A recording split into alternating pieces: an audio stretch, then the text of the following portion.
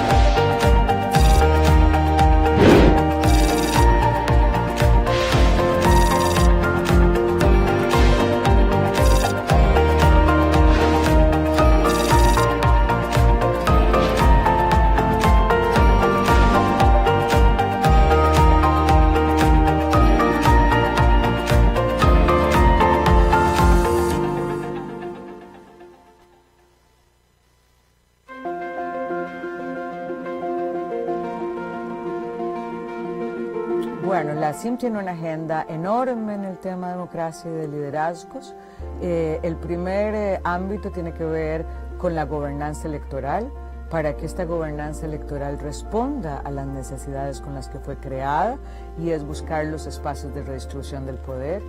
Después hay un programa interamericano sobre liderazgo de las mujeres, donde generamos conocimiento y también tenemos cursos de capacitación.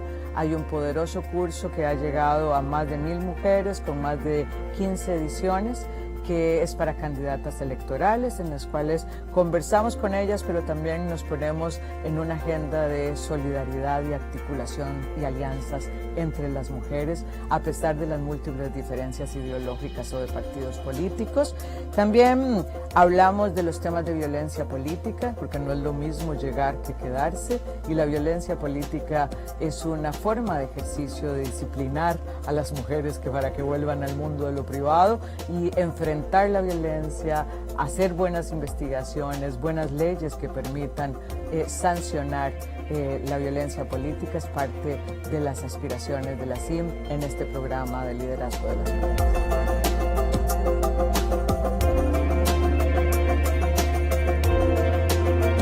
la aspiración histórica de las mujeres es estar en el mundo de lo público, que nuestro trabajo sea remunerado y que tenga un reconocimiento.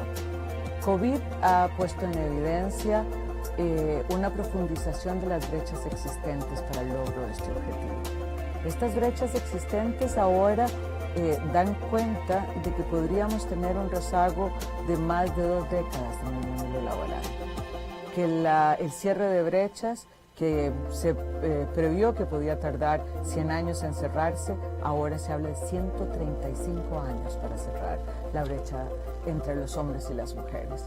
Entonces nuestro objetivo es que miren el derecho de las mujeres al empoderamiento económico, que el statement quédate en casa, que es un viejo conocido del patriarcado, no sea que nos quedemos en casa siempre, y que entendamos que la inserción de la mitad de la población, de este talento humano que tiene una serie de ventajas competitivas, es necesario para el crecimiento económico. De manera que la CIM está colocando esta realidad, está colocando las necesidades de las mujeres y está haciendo unas recomendaciones de rutas para poder cumplir con el derecho al empoderamiento económico y con el crecimiento económico que requieren nuestras empobrecidas economías en tiempos de COVID.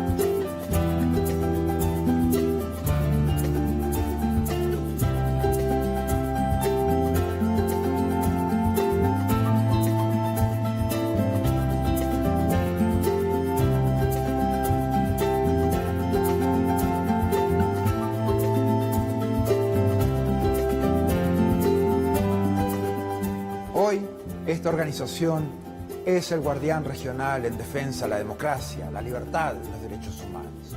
Los países se han comprometido con estos valores a través de instrumentos legales como la Carta Democrática Interamericana, la Convención Americana de Derechos Humanos y todas las demás convenciones interamericanas. Nuestro trabajo es mantener los más altos estándares. Debemos ser objetivos, analizar los hechos, denunciar cuando veamos corrupción, inequidad o amenazas a la libertad. En esos casos, no podemos ser neutrales.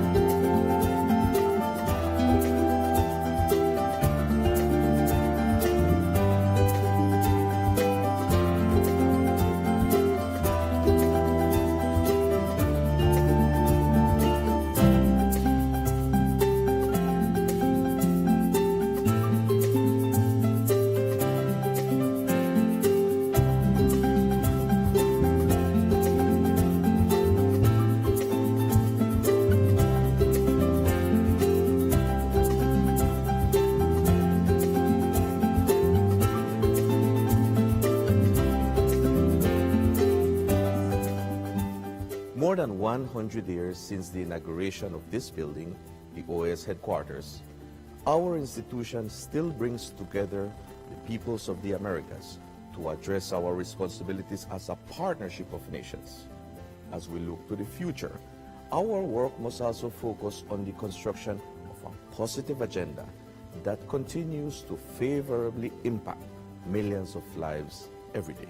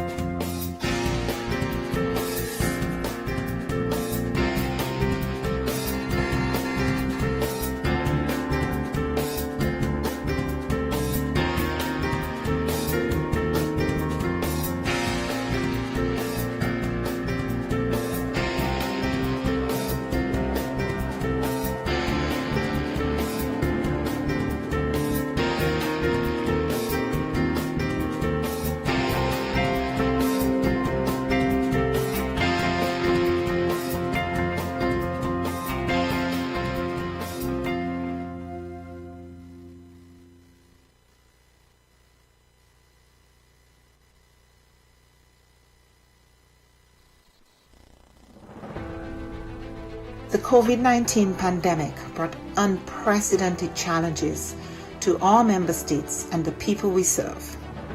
In response, the OAS Secretariat for Integral Development adopted a three-pronged approach by 1. Adjusting our portfolio of existing projects, 2. Exploring new projects to meet emerging needs, and 3. Expanding multi-sectoral partnerships. The results achieved in 2020 demonstrate the resilience of our member states and the commitment of the OAS SETI to work with member states and partners towards our common goals in the development of our region. Our Network on Competitiveness launched the COVID-19 Ideas Accelerator, sharing 250 tools, health solutions, responses, and recovery plans. The Network for Labor Administration published a portfolio of responses from ministries of labor to COVID-19, sharing over 420 measures taken to protect workers, employment, and income. Likewise, the Inter-American Teacher Education Network series, Teaching STEM in Quarantine, provided 117,000 teachers with key tools to continue advancing STEM education during the pandemic. Through its network and platforms, the Inter-American Committee on Ports promoted international and national best practices, guidelines, protocols, and recommendations on COVID-19 safety measures and continuity of logistic operations. Initiatives such as the Education in Times of Change platform allowed us to meet urgent needs by offering timely tools on virtual education and a dedicated space for ministries to share strategies, actions, and solutions. Other programs such as the Row Fund stepped up, providing emergency grants to offset the challenges imposed on our students by the pandemic. SETI's partnerships are adding value to member states in the form of technical assistance, training, and access to tools and services. In partnership with leading private sector institutions, we offered micro, small, and medium enterprises access to online tools and training, increasing their visibility and participation in e-commerce, a key to their survival and growth in the pandemic and post-pandemic era. A new OAS SETI Facebook initiative provided 85,000 MSMEs across the region with capacity building opportunities and WhatsApp business tools to aid response, recovery, and resilience building. The Caribbean Small Business Development Centers program achieved real impact supporting new businesses, expanding sales, and driving growth. A new network of Caribbean SPDCs will broaden the program's reach. The Inter-American Committee on Tourism, the C2, convened ministerial-level policy dialogue in an urgent response to the impact of the pandemic on the hard-hit tourism and hospitality sectors. Policymakers and experts discussed biosanitary protocols, travel and visa facilitation, among other critical areas for the sector's recovery.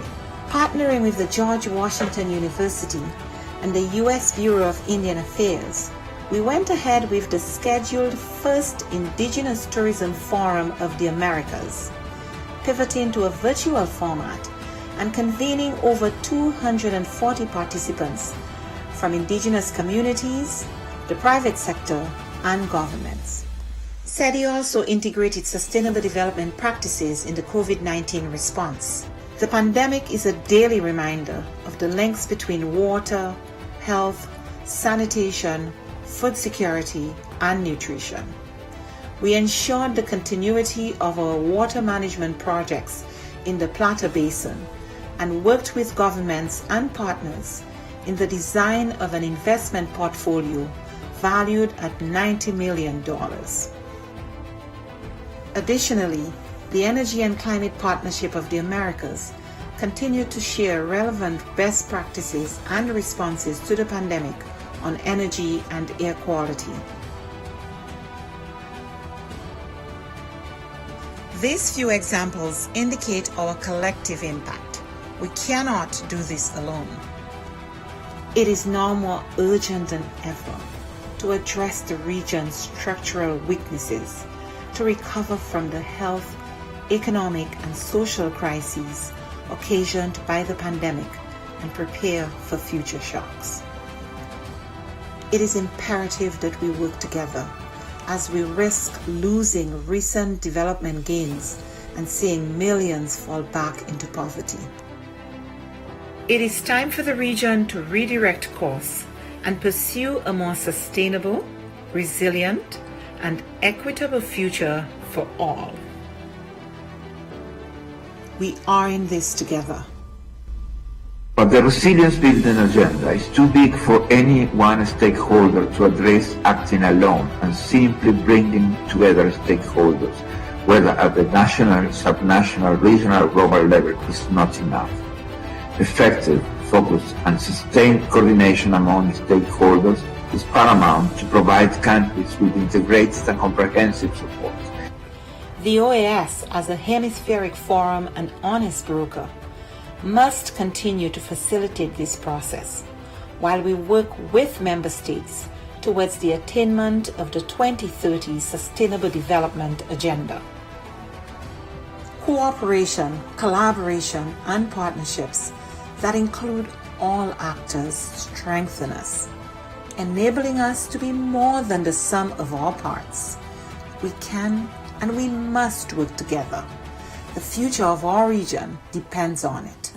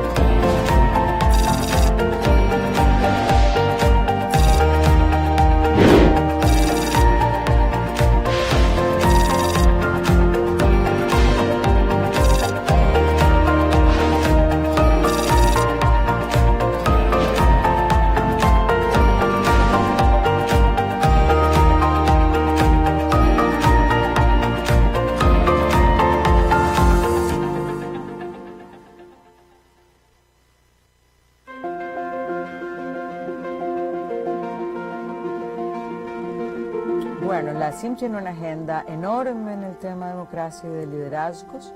El primer ámbito tiene que ver con la gobernanza electoral, para que esta gobernanza electoral responda a las necesidades con las que fue creada, y es buscar los espacios de redistribución del poder.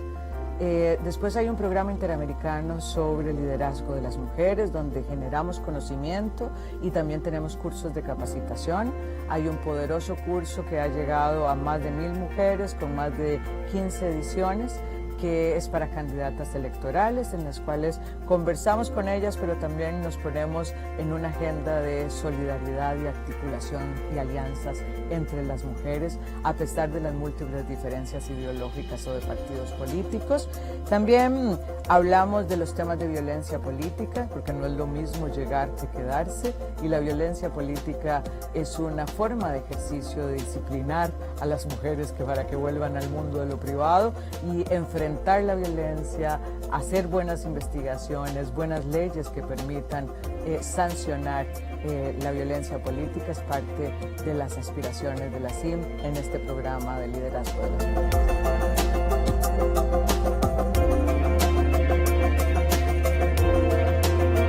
La aspiración histórica de las mujeres es estar en el mundo de lo público, que nuestro trabajo sea remunerado y que tenga un reconocimiento. COVID ha puesto en evidencia una profundización de las brechas existentes para el logro de este objetivo. Estas brechas existentes ahora dan cuenta de que podríamos tener un rezago de más de 2 décadas en el mundo laboral, que el cierre de brechas que se previó que podía tardar 100 años en cerrarse, ahora se habla de 135 años para cerrar la brecha entre los hombres y las mujeres. Entonces nuestro objetivo es que miren el derecho de las mujeres al empoderamiento económico, que el statement "quédate en casa", que es un viejo conocido del patriarcado, no sea que nos quedemos en casa siempre, y que entendamos que la inserción de la mitad de la población, de este talento humano que tiene una serie de ventajas competitivas, es necesario para el crecimiento económico. De manera que la CIM está colocando esta realidad, está colocando las necesidades de las mujeres y está haciendo unas recomendaciones de rutas para poder cumplir con el derecho al empoderamiento económico y con el crecimiento económico que requieren nuestras empobrecidas economías en tiempos de COVID.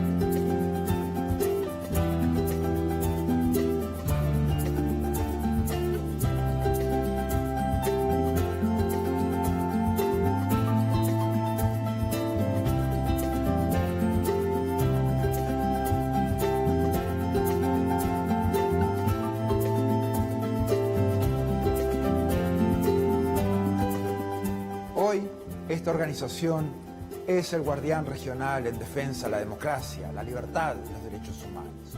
Los países se han comprometido con estos valores a través de instrumentos legales como la Carta Democrática Interamericana, la Convención Americana de Derechos Humanos y todas las demás convenciones interamericanas. Nuestro trabajo es mantener los más altos estándares. Debemos ser objetivos, analizar los hechos, denunciar cuando veamos corrupción, inequidad o amenazas a la libertad. En esos casos no podemos ser neutrales.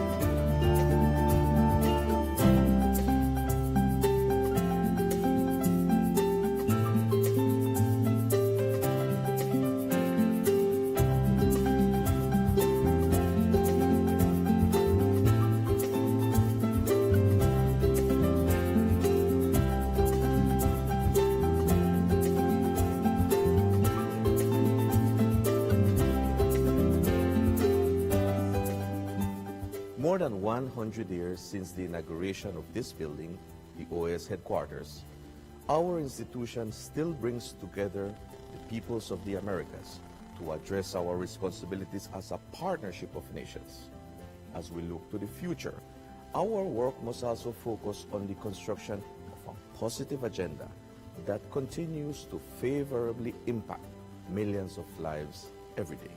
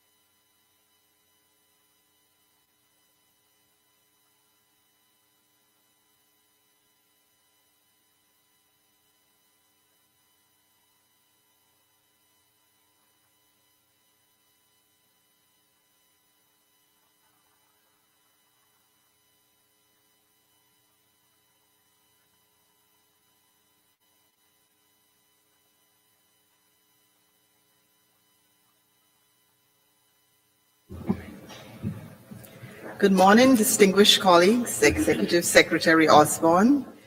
It is my great pleasure to welcome you to this meeting of the Inter-American Council for Integral Development, CD, or last meeting of 2022. I'm equally pleased this morning because we have a notable panel of guests, Mr. Raul Quisme de Olmos from Argentina, Mr. Pablo Dragun, Ms. Marta Pujares, Ms. Claudia Cunjats, and Ms. Maria Claudia Camacho. We are grateful to have you taking time to participate in our deliberations. I'm advised by the Executive Secretary that we have the required quorum, and I would ask her to list the delegations present in alphabetical order. The Secretariat will take note of the delegations as they join. Secretary? Thank you, Madam Chair. Good morning, distinguished ambassadors and delegates. We have Antigua and Barbuda, Argentina, Bahamas, Canada, Chile, Colombia, Costa Rica, Ecuador, El Salvador, the United States, Grenada, Guatemala, Honduras, Mexico, Panama, Paraguay, Peru, República Dominicana, St. Kitts and Nevis, St. Vincent and the Grenadines, Suriname, Trinidad and Tobago, and Uruguay. Thank you, Chair. Thank you very much, Secretary Osborne. The required quorum is established and we can proceed with this meeting. I now submit for consideration of this Council the draft order of business, document CD/OD-129/22. If there are no objections, the draft order of business is approved. I see no objections. Colleagues, the world of work has been radically transformed in recent decades, mainly as a result of technological breakthroughs, the fourth industrial revolution, and the digital economy. This transformation intensified and accelerated by the COVID-19 pandemic, and its impact can be felt in numerous areas, including jobs, employment levels and prospects, skills, and labor relations. Some traditional jobs disappear because they became obsolete, while others emerge organically as a result of technological changes. Employment levels and the jobs available are also in flux as a result of trends in the technological revolution, while job opportunities in the digital economy, innovation, and other emerging sectors are expanding exponentially. Along with the transformation of employment, the skills required by the productive sector have also changed, and nowadays great value is placed on socio-emotional skills and the ability to adapt to changing environments and to continue learning. But in the regions, the skill gaps and shortage of digital and technological skills and the great potential for improving education and training is also recognized and needs to be addressed. Beyond changes in employment, jobs, and skills, the transformation of the world of work also entails a profound change in labor relations and in the way workers and companies currently operate. Employment on digital platforms and teleworking are clear examples of this far-reaching change.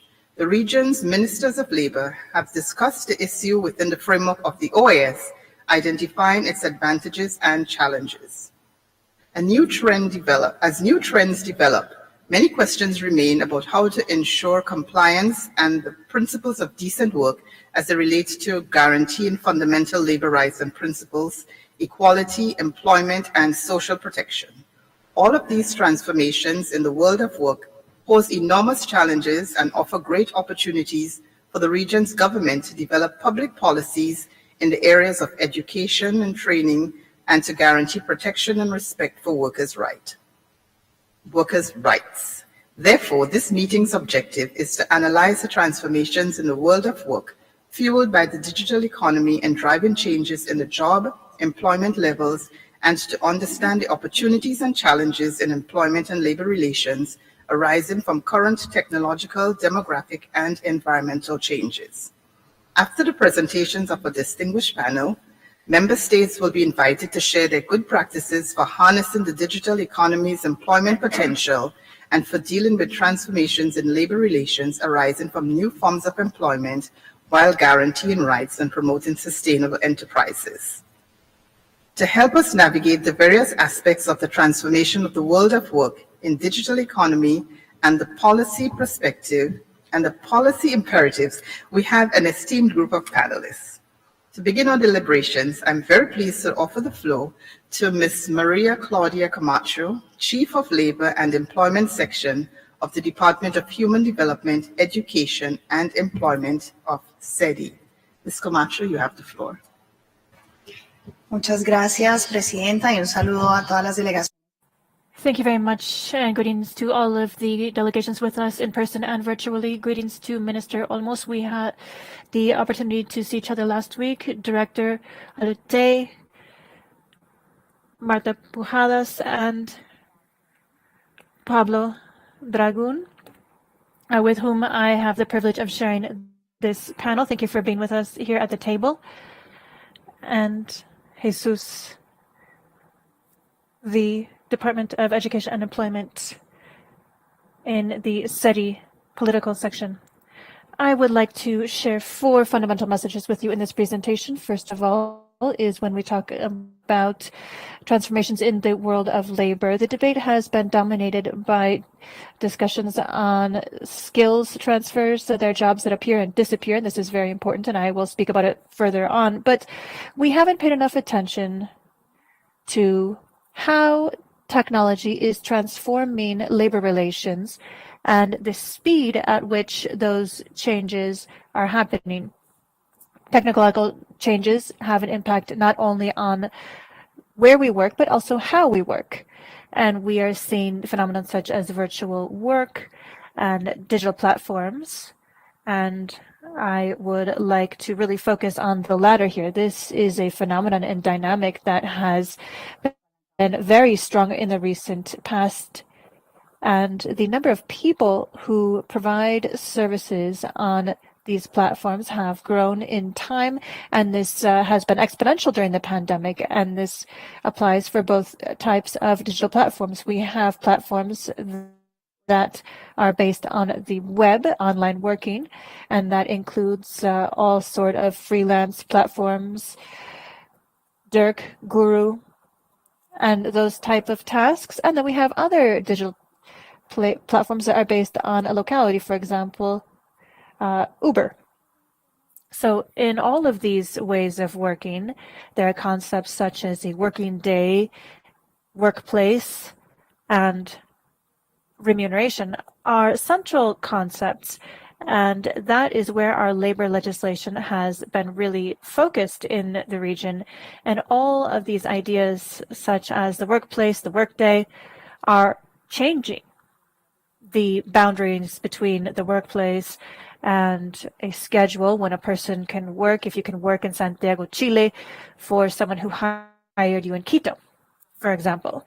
And we know that these platforms do have advantages. They are a major source of income for many people, particularly during the lockdown period. They provide flexibility, and people are better able to shoulder their family and work responsibilities. But they also present major challenges when it comes to remuneration, which is often very low, and sometimes it's below minimum wage.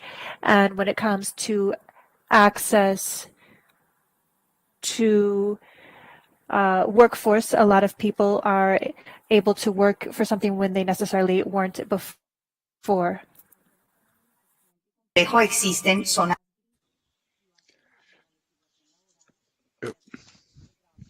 digitales, pero no podemos dejar, y ese creo que es otro mensaje fundamental, no podemos dejar que esas zonas grises representen una carrera hacia abajo en los derechos de los trabajadores y las trabajadoras de la región.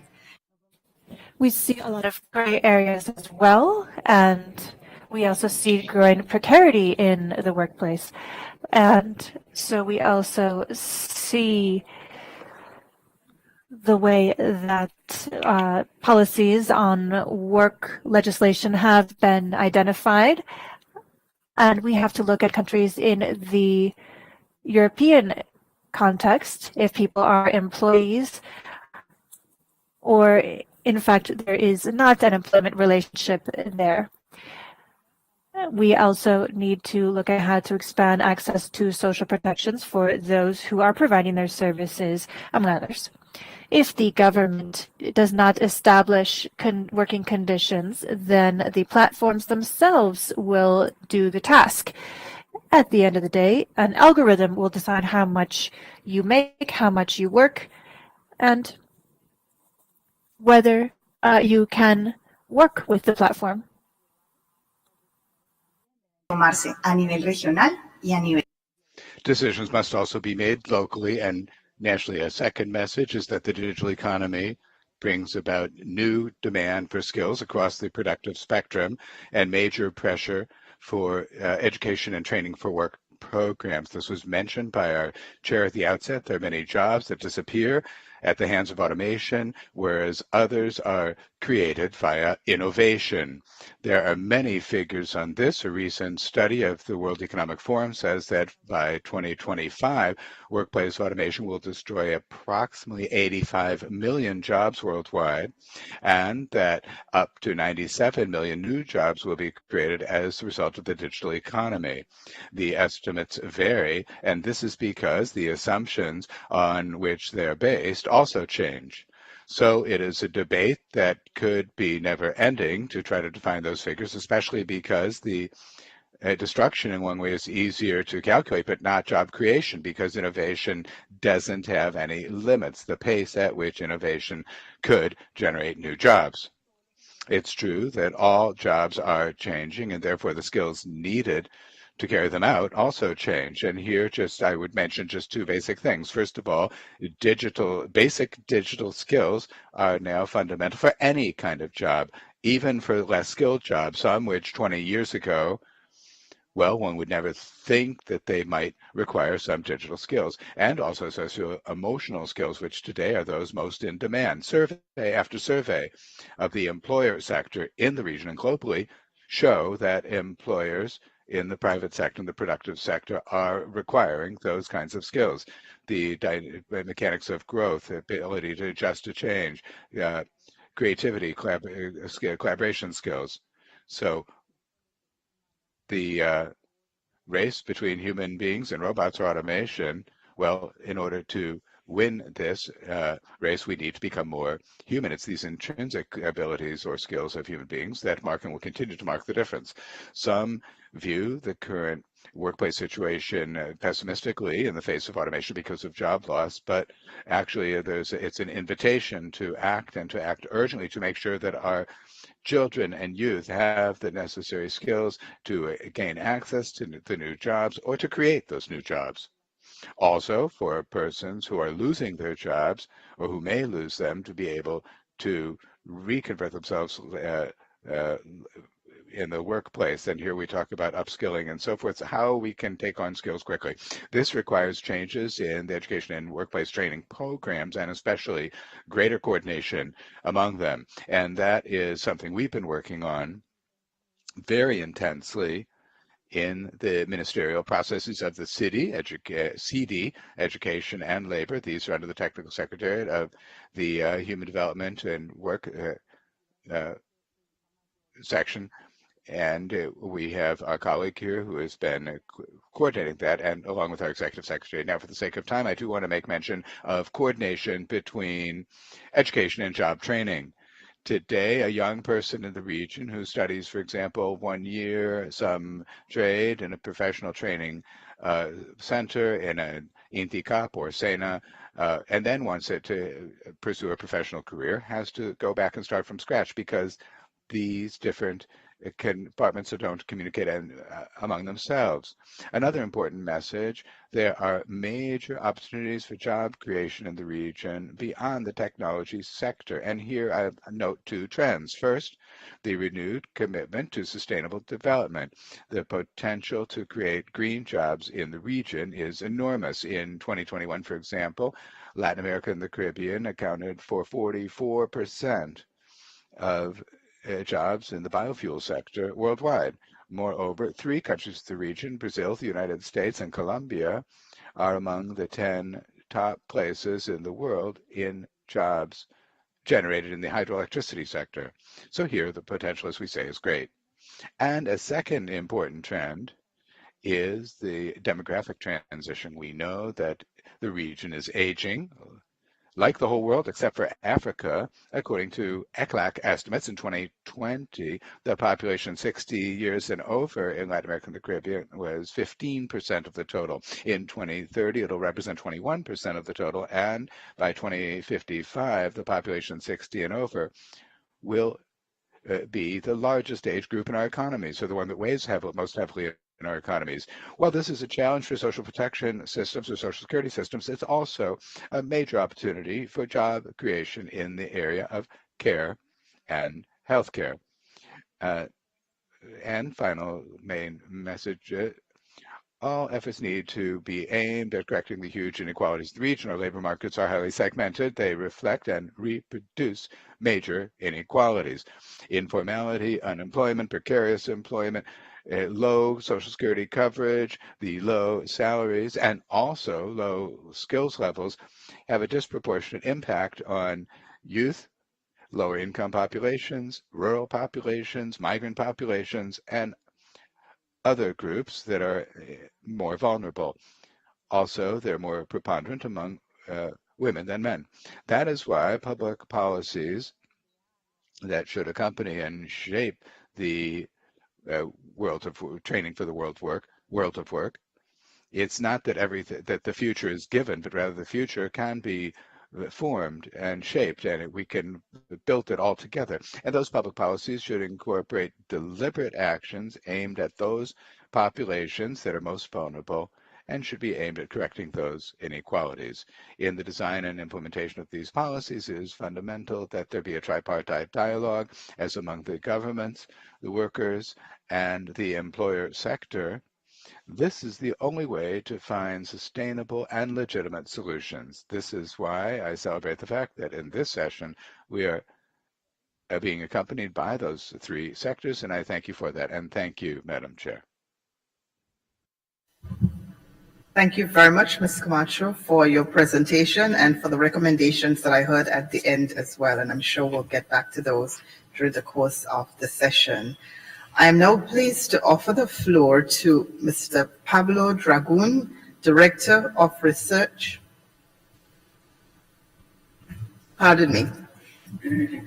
I will offer the floor now to Mrs. Raquel Kismet de Olmos, Minister of Labor, Employment and Social Security of Argentina and Chair of CD's Inter-American Conference of Ministers of Labor. Madam Minister, welcome, and you have the floor.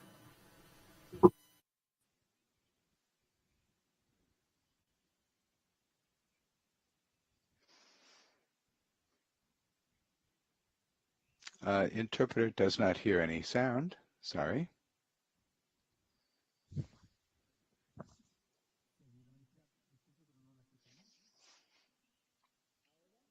Now, can you hear me? Yes, now we can hear you. Thank you very much, Madam Chair of the Inter-American Council for Integral Development, Ambassador Yolande Gibbon-Smith. Distinguished Executive Secretary for Integral Development, Kim Osborne, Distinguished Director of the Department of Human Development, Education and Employment, Mr. Jesus Yacoman, Distinguished Chief of the Work and Employment Section of the Department of Human Development, Education and Work of the OAS, Maria Claudia Camacho.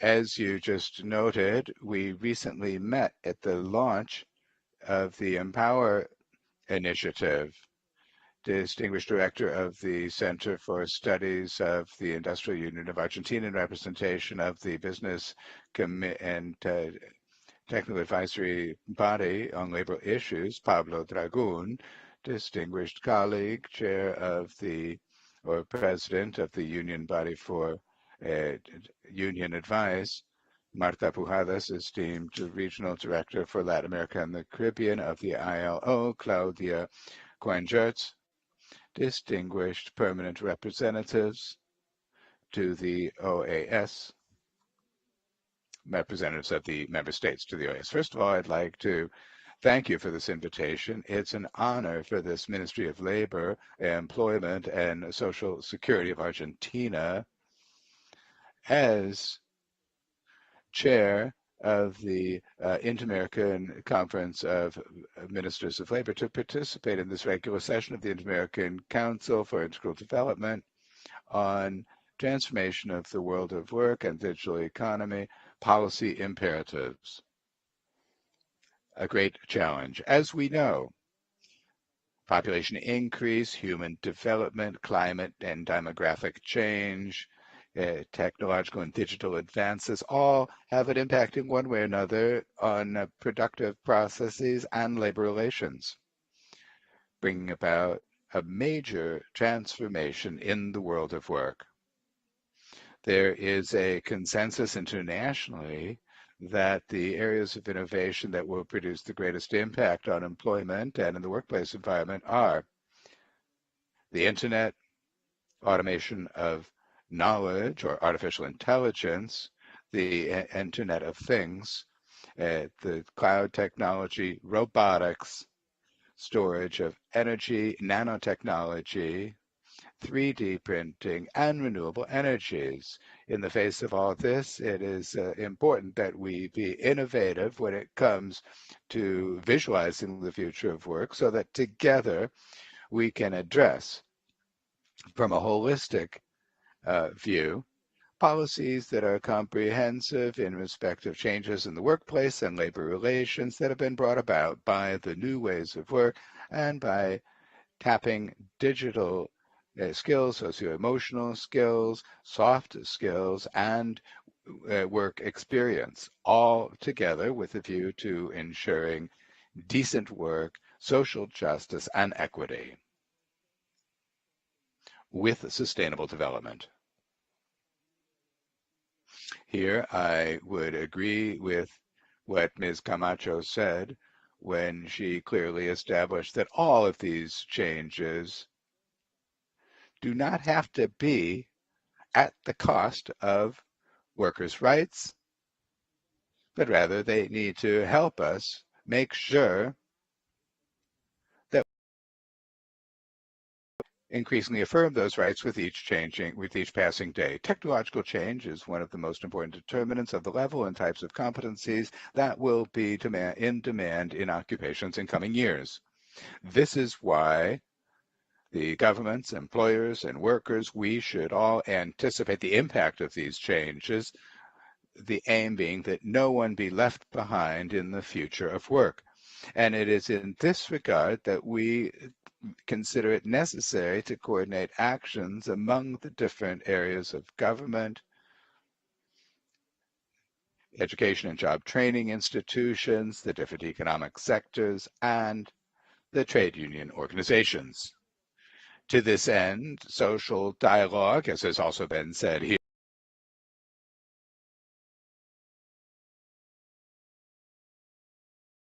and that are demanded by this new scenario, where modernity must be accompanied by measures which still, with the productive changes brought about by the evolution of technology, not lose sight of their objective of social justice.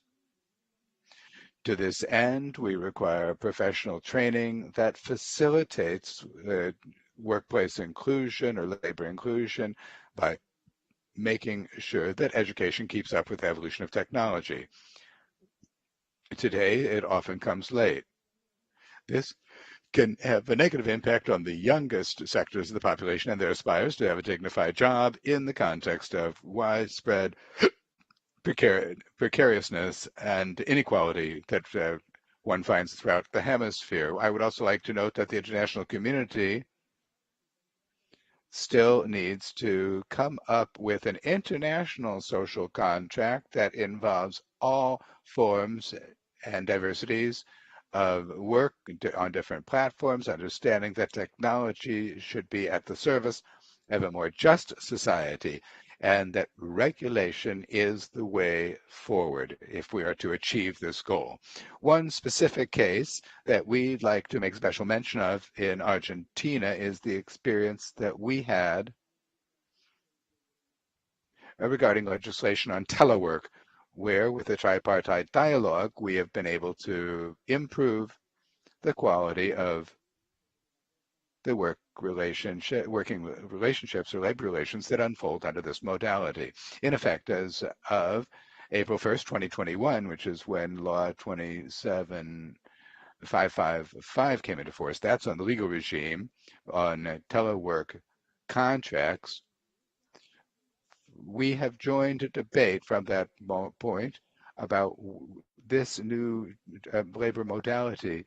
This has happened in the sector collective bargaining sessions, also for developing actions that may promote the improvement of the environment and through the use of telework. This morning we began to use telework as a form of work that also has a positive impact on society as a whole,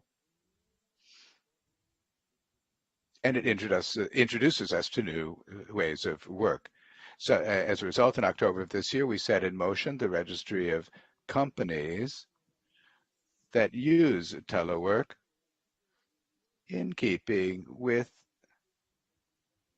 what's provided for in Article 18 of Law 27555, and on that basis, we now have 22 companies registered with more than 600 workers registered, that are deploying this modality fully or partially, and with a view to expanding the number of workers who would have such agreements.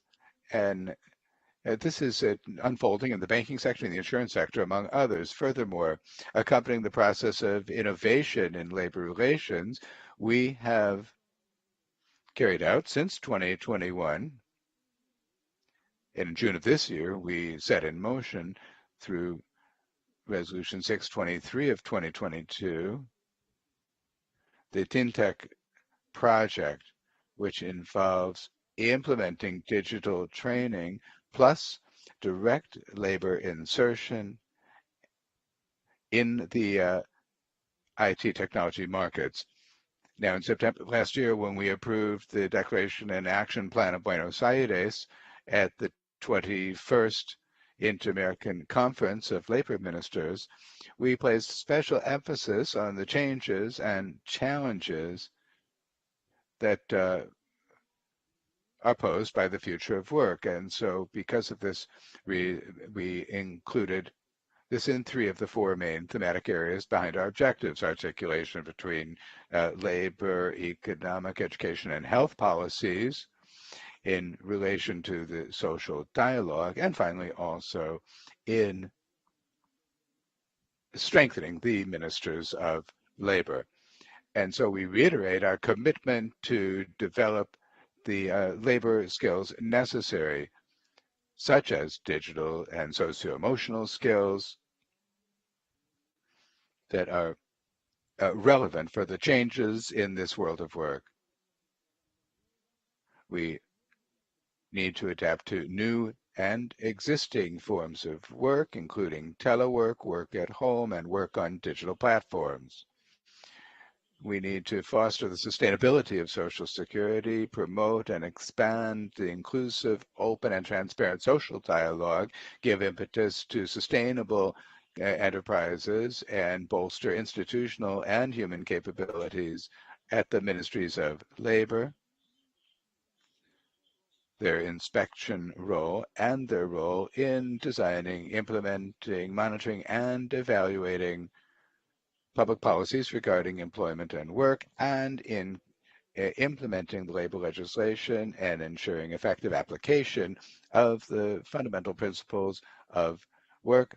These are the various areas that need to be addressed. We also agreed to analyze, with the contribution of the tripartite social dialogue, the development, design, and implementation of adequate regulation that addresses the opportunities and challenges of new forms of work and existing types of work, and foster regional cooperation in this area.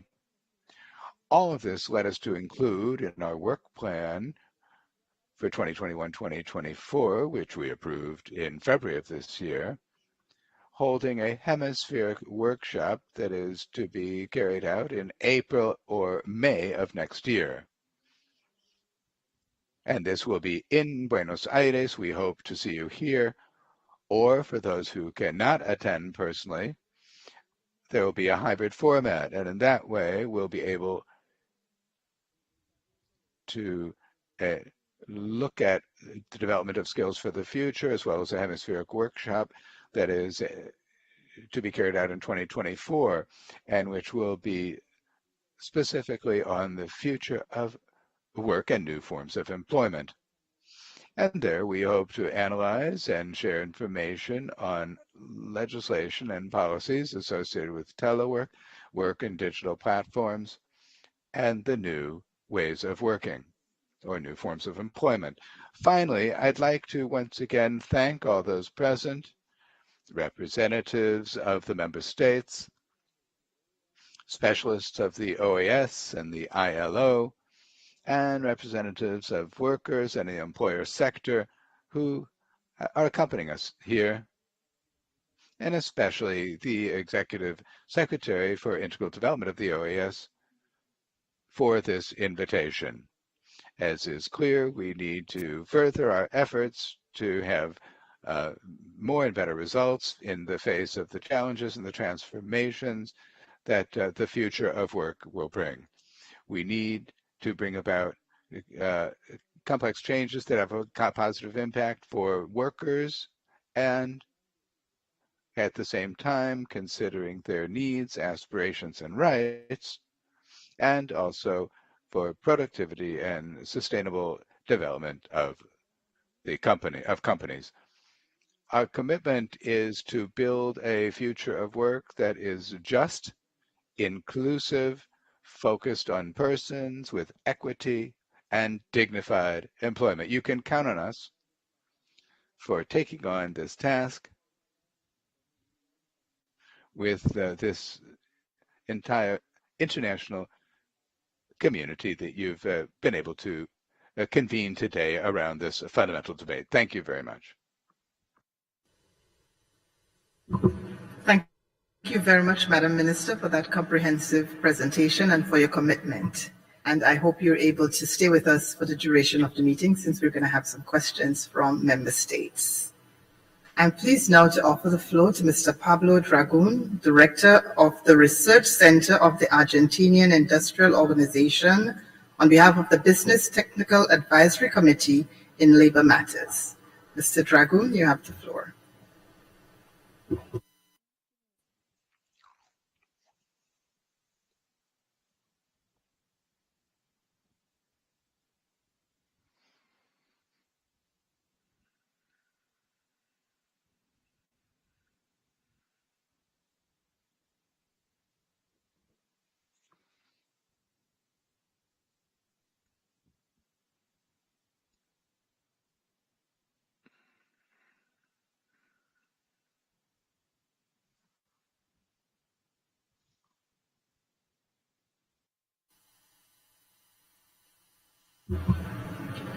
I don't think we have connection at this moment. If we do, we'll come back.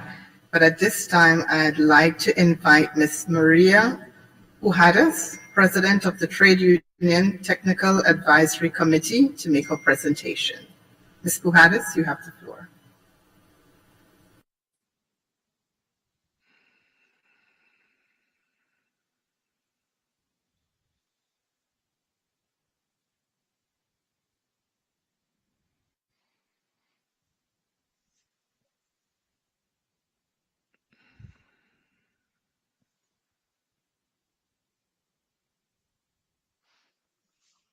Hello.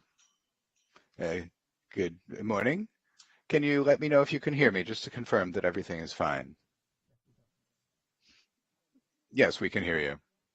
Well, thank you very much. Greetings to the chair of the Inter-American Council for Integral Development, of all the government representatives who are here, also the others, and all the authorities who are present, the members of the Department of Human Development, Education, and Work of the OAS, with which we work together on the meetings of the Inter-American Conference of Ministers of Labor. And I'm most grateful for this invitation so that we can reiterate our position, which we have been expressing through all our presentations, whether at the OAS or the ILO or the other scenarios where we're invited, whether national or international transformations in the work of world linked to the digital economy in the digital era has been drawn the attention of the trade union movement of the Americas, especially over the last decade. And we have said so through the resolutions of our fourth conference of the Trade Union Confederation of Workers of the Americas, and also in the various declarations of the COSATU and the SSA in the Platform of Development of the Americas, the actions carried out by the trade union federations in the hemisphere. And so we celebrate and we think this is a very timely meeting. It fits within the priorities and commitments taken on by the governments through the declaration of the Inter-American Conference of Ministers of Labor of the OAS and the Buenos Aires Action Plan, both of 2021. These debates on the future of work did not begin with the pandemic. Rather, they have been an increasing topic of conversation in recent years. It's true that the work of world, even before the COVID-19 pandemic, was already undergoing major changes. It's a question of understanding what the impact would be on work and on society of certain trends, and how best to harness them to create more opportunities. Technological change is the central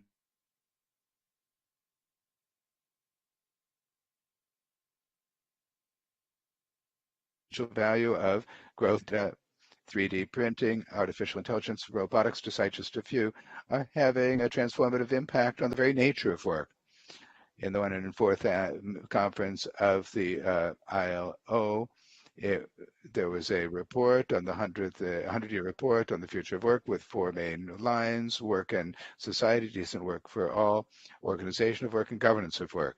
Second, the World Commission on the Future of Work was created in August 2017. That marked the beginning of a second phase for the initiative of the 100th anniversary of the ILO regarding the future of work. The objective of this commission was to draw up a report that would be the basis for a discussion of our international labor conference, the 109th, the aim of which was to reach consensus for a 100-year statement. And so the Commission drew up a final document, which was to work for a more promising future, where it was proposed that there be a person-focused labor policy, looking at and putting the work that people do at the center of economic, social policy, and business practice. This program also had three main lines of action, which combined would bring about growth, equality, and sustainability for present and future generations.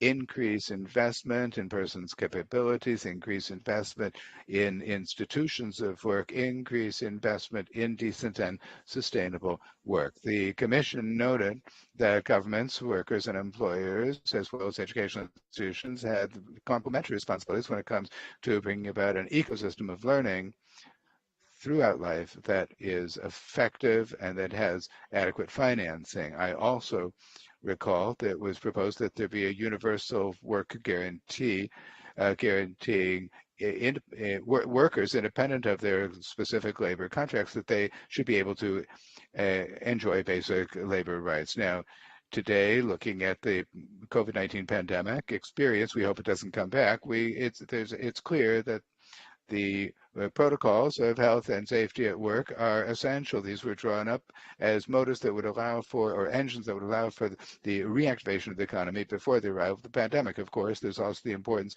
of the status on agreements or conventions on health and safety at work.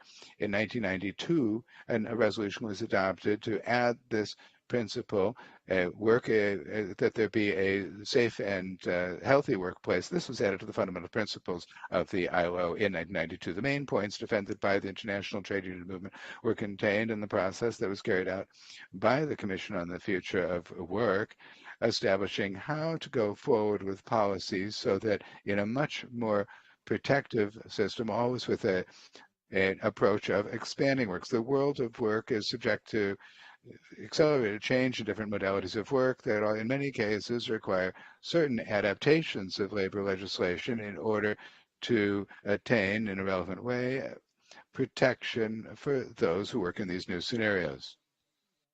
Para no permitir que esas We've taken these initiatives to ensure that this transformation doesn't have a negative impact on the labor conditions in place. And we must also reiterate that the pandemic led to more inequalities in gender, in terms of gender, and it highlights the fact that states need to redouble their efforts in order to ensure the right to a life free of any violence or discrimination.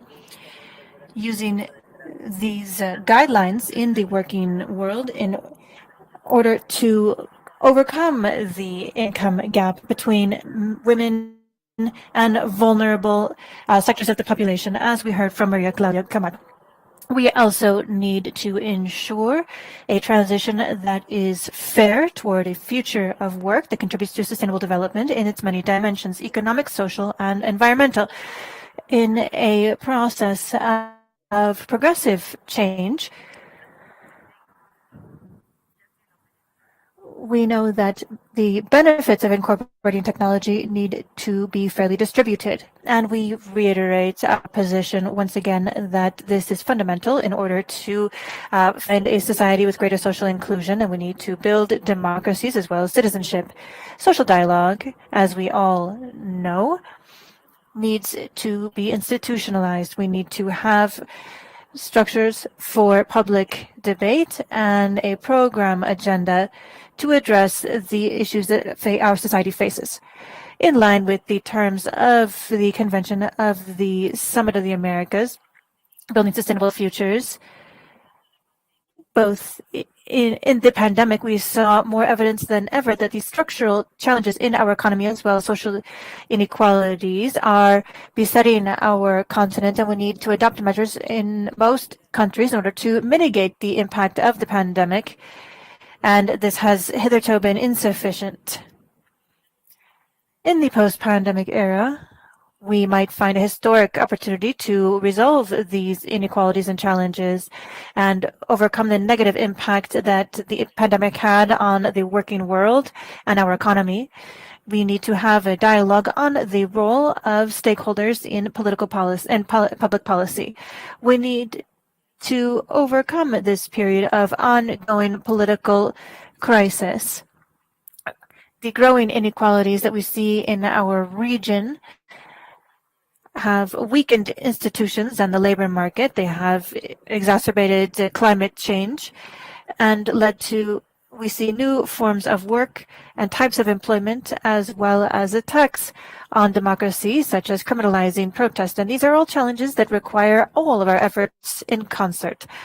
Our work on behalf of gender equality, decent work, and fair remuneration, as well as ensuring social security and health in the workplace, require us to work together in order to reduce inequalities, and it also forces us as governments to work in concert and to have ongoing, broad, and mature dialogue on this. The future of work and production requires ongoing cooperation among all of us, and we must plan the way we are going to train professionals. Developing continuing education systems can help us with this and allow us to ensure a fair technological transition. This involves gradual change, not only in the markets, but also the need to address this on the social level to ensure labor and social inclusion.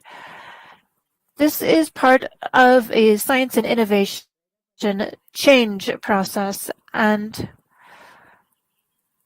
we see new sectors, changes in the level of qualifications required, as well as the way we distribute inequalities and wealth.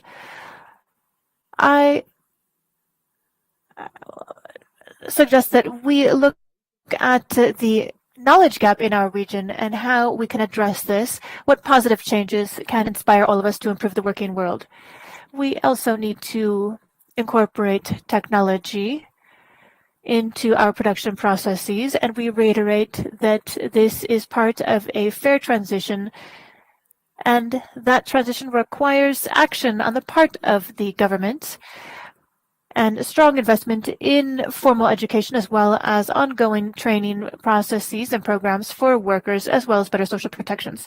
Technological advancements have led to new jobs, but there are also So those who will lose their jobs in this transition, and they may mitigate that by taking advantage of new opportunities. Skills today might not be the requirements of tomorrow. And so we need people who are able to adapt quickly. Before the pandemic, we were already talking at the Inter-American Conference on work of ministers of labor and how we were going to coordinate with education and labor ministries in order to respond to these new challenges.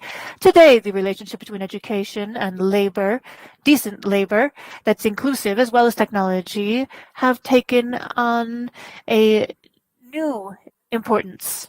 And we don't know what sort of new technological changes are on the horizon, but we know that they will probably improve productivity, but we need to have the skills necessary in order to have the workforce up to the task. And so labor union movements are promoting public policy and open dialogue, as not all workers are in the same conditions or coming from the same place. Recently, we heard from the Minister of Argentina who talked about the process of promoting decent work. This is very important, and we ask ourselves, how will we address this in other countries? What is the regulation, and how can we prepare for the work of tomorrow? That is why the labor movement is demanding that we have this open dialogue and discuss how we can address it. And we also express our concern with the latest meeting held at the ILO, in which workers were not able to achieve any results. And that is why it is vital for us to ensure that the commitments we shoulder are part of national legislation and that they are fulfilled. International labor regulations are, as we all know, a key instrument for promoting social justice. This has been very clear. Workers who are organized are not spectators, but rather they are actors demanding public policies based on social dialogue.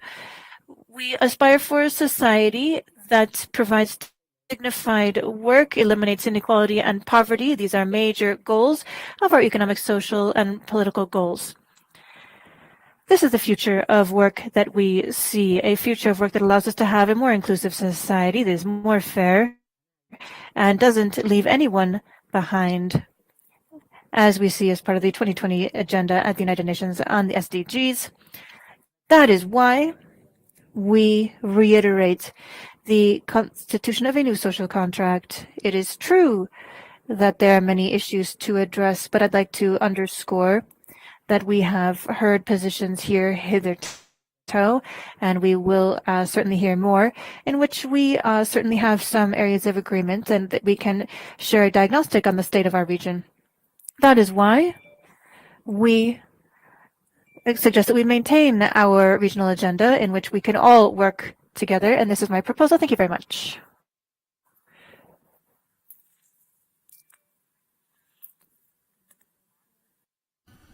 Marta Pujadas. Thank you so much for your presentation and your unique perspective as well. And if you can stay with us, we'd appreciate that. I'm now pleased to offer the floor to Mr. Pablo Dragun on behalf of the Business Technical Advisory Committee in Labor Matters. And I see he's connected. You have the floor, sir. Thank you very much, Chair. I apologize for the earlier technical issues. I am delighted to be with all of you representing the chair of CETAL and the Argentine Industrial Organization, and to share this panel with Maria Claudia Camacho and also Minister Olmos and Marta Pujadas from COSATE, and also with Claudia Concharts, who is the Regional Director for Latin America and the Caribbean at the ILO. With regard to this issue and the questions posed on technological change and work, as well as current challenges, we believe that it is very important for the region, for Latin America and the Caribbean particularly.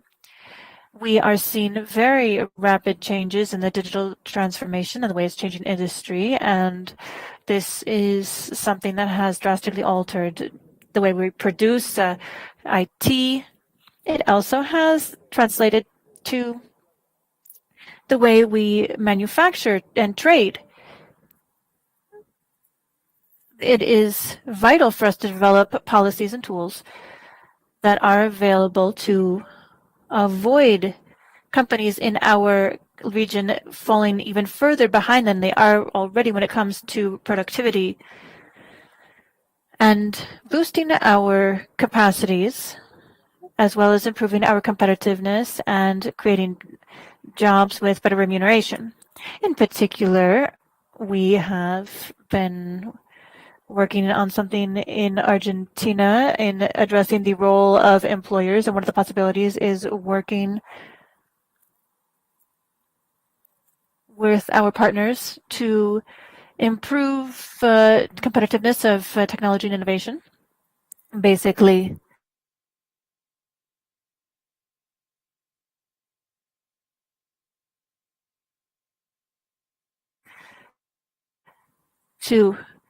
and this is extremely important. Along those lines, cooperation among SMEs that are traditional, but also when it comes to developing technology in order to promote this 4.0 industrial revolution that will make them even more competitive. Obviously, today, professional training, as we already heard, is fundamental in this endeavor. We need to understand that we are living in a new world now, and we have been concluding this work on the 4.0 industrial revolution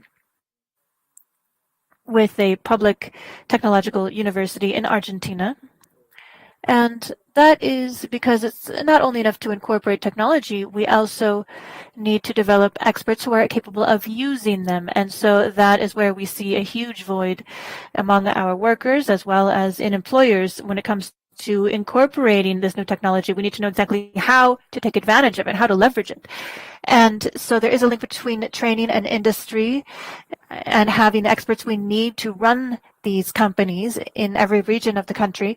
And we believe that this is a deliverable that would be desirable for the entire region, particularly given its regional realities. And another issue that Claudia and the minister also discussed, as did Marta Pujades, and that is the phenomenon of working on digital platforms. The way we see it, this is a major challenge, obviously, for the labor market in Argentina in particular, but in the employer labor market, the labor market for the entire region, as this is a new form of working and we are not used to it. Obviously, we can continue addressing some of the complex issues, but there are some areas where we can have a positive impact. For example, the possibility to include many informal workers in the formal labor market finally, as a way to promote a certain type of transition from informality to formal registration, as well as new entrepreneurs who are better able to reach clients. At the same time, there is a sector of society that faces a lot of challenges in accessing the labor market, and now they're able to enjoy better flexibility than they were in traditional jobs. The platforms also have facilitated migrant workers' access to the labor market, at least in Argentina and in other countries. We know that integration has always been very complex, and there are many different cases of the various challenges it presents, but sometimes it can be accelerated, and this is a transition that we did not see so easily in the past. Obviously, it's important to also have a comprehensive view of these platforms. They present many different realities, And there are different mindsets and positions, for example, at the ILO, and how we can find a common denominator while maintaining our social fabric. And this, of course, is fundamental. We need to have a comprehensive view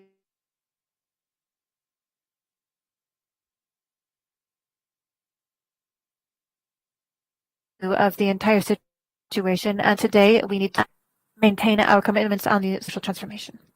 Finally, I wanted to note that in terms of the way that each country is taking measures to ensure labor protection rights, beyond the specific issue that we see in Argentina, and where this is obviously a challenging component. And I don't want to get into details here, but we're facing a growing labor market. It's now global, and that's the case in Argentina, the region, and the world. We need to develop measures and policies that allow us to ensure that companies shoulder new requirements in the labor market and respect labor rights.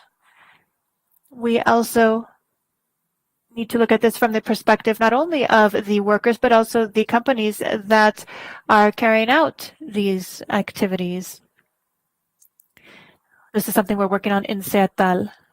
Often we see disloyal or unfair competition.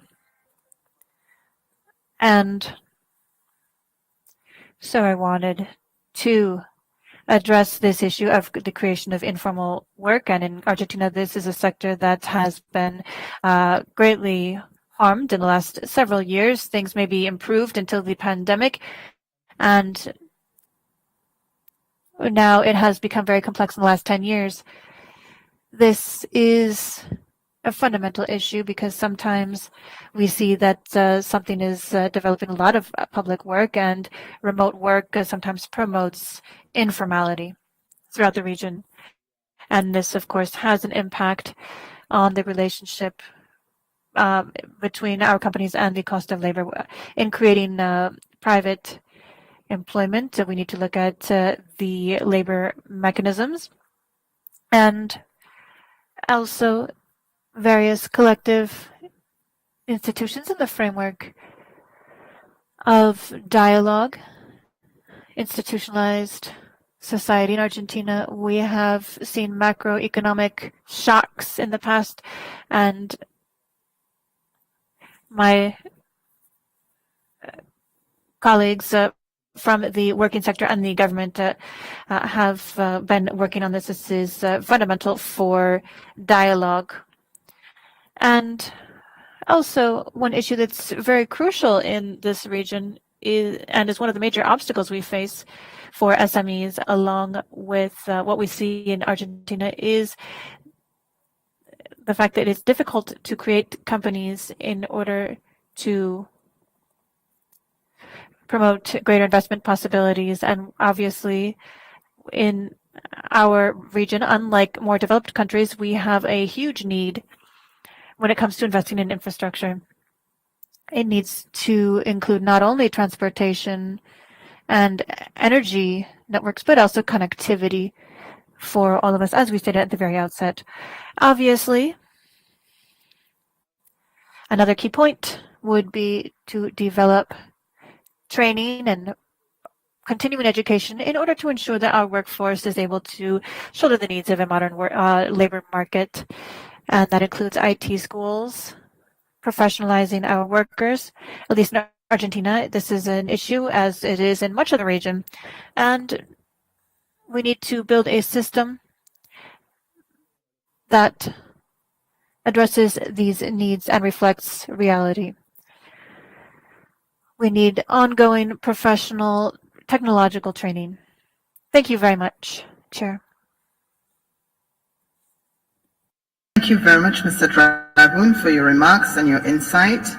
If you can stay with us, we'd really appreciate it. And now I invite our last expert to make our presentation, Ms. Claudia Cunjats, Regional Director AI for Latin America and the Caribbean of the International Labour Organization. You have the floor.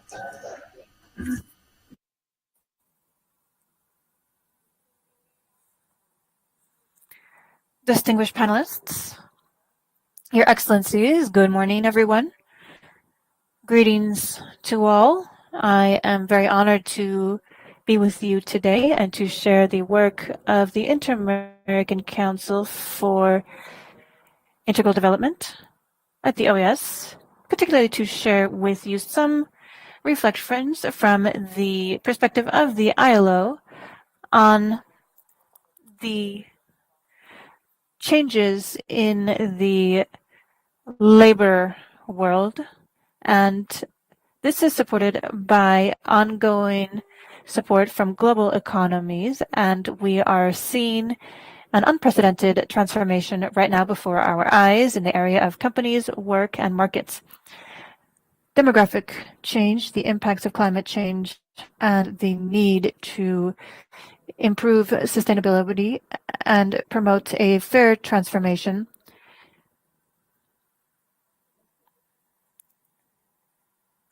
The skills required for this new reality are often lacking, particularly where they're most sorely needed. And the issue of how we are going to address the future and take advantage of opportunities to generate decent work based in social justice is something that is up to people, companies, institutions, governments, and all of society. It interests all of us.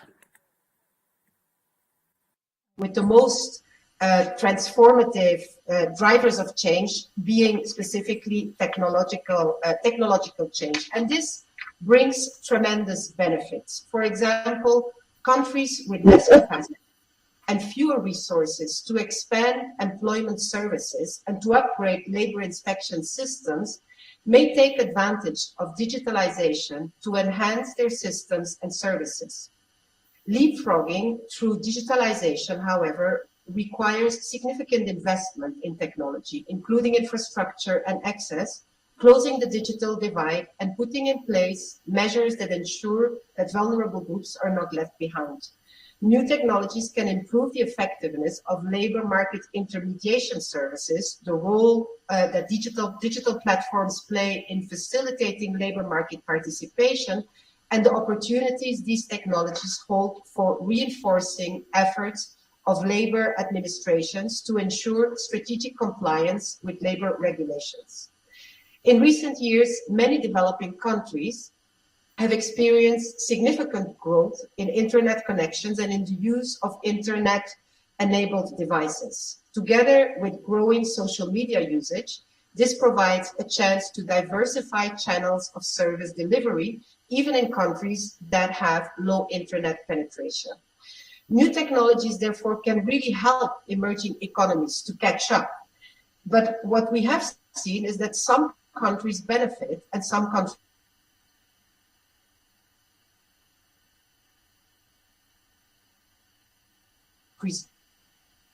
don't. And usually countries that develop socials to innovate, and I think this is a very important point to make.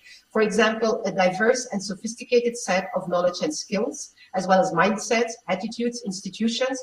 So what I'm trying to say is the level of preparedness is important. However, we also know, and it has been mentioned by many of the previous speakers, that these advanced technologies provide challenges. And I'm going to mention four. They've all been mentioned, and I'll be really fast in the point I want to make about them. The first one is technological advancement, as we've heard, has given rise to new business models, such as the digital labor platforms. And while diverse forms of employment offered on these platforms come with numerous opportunities, I think we cannot deny or ignore that.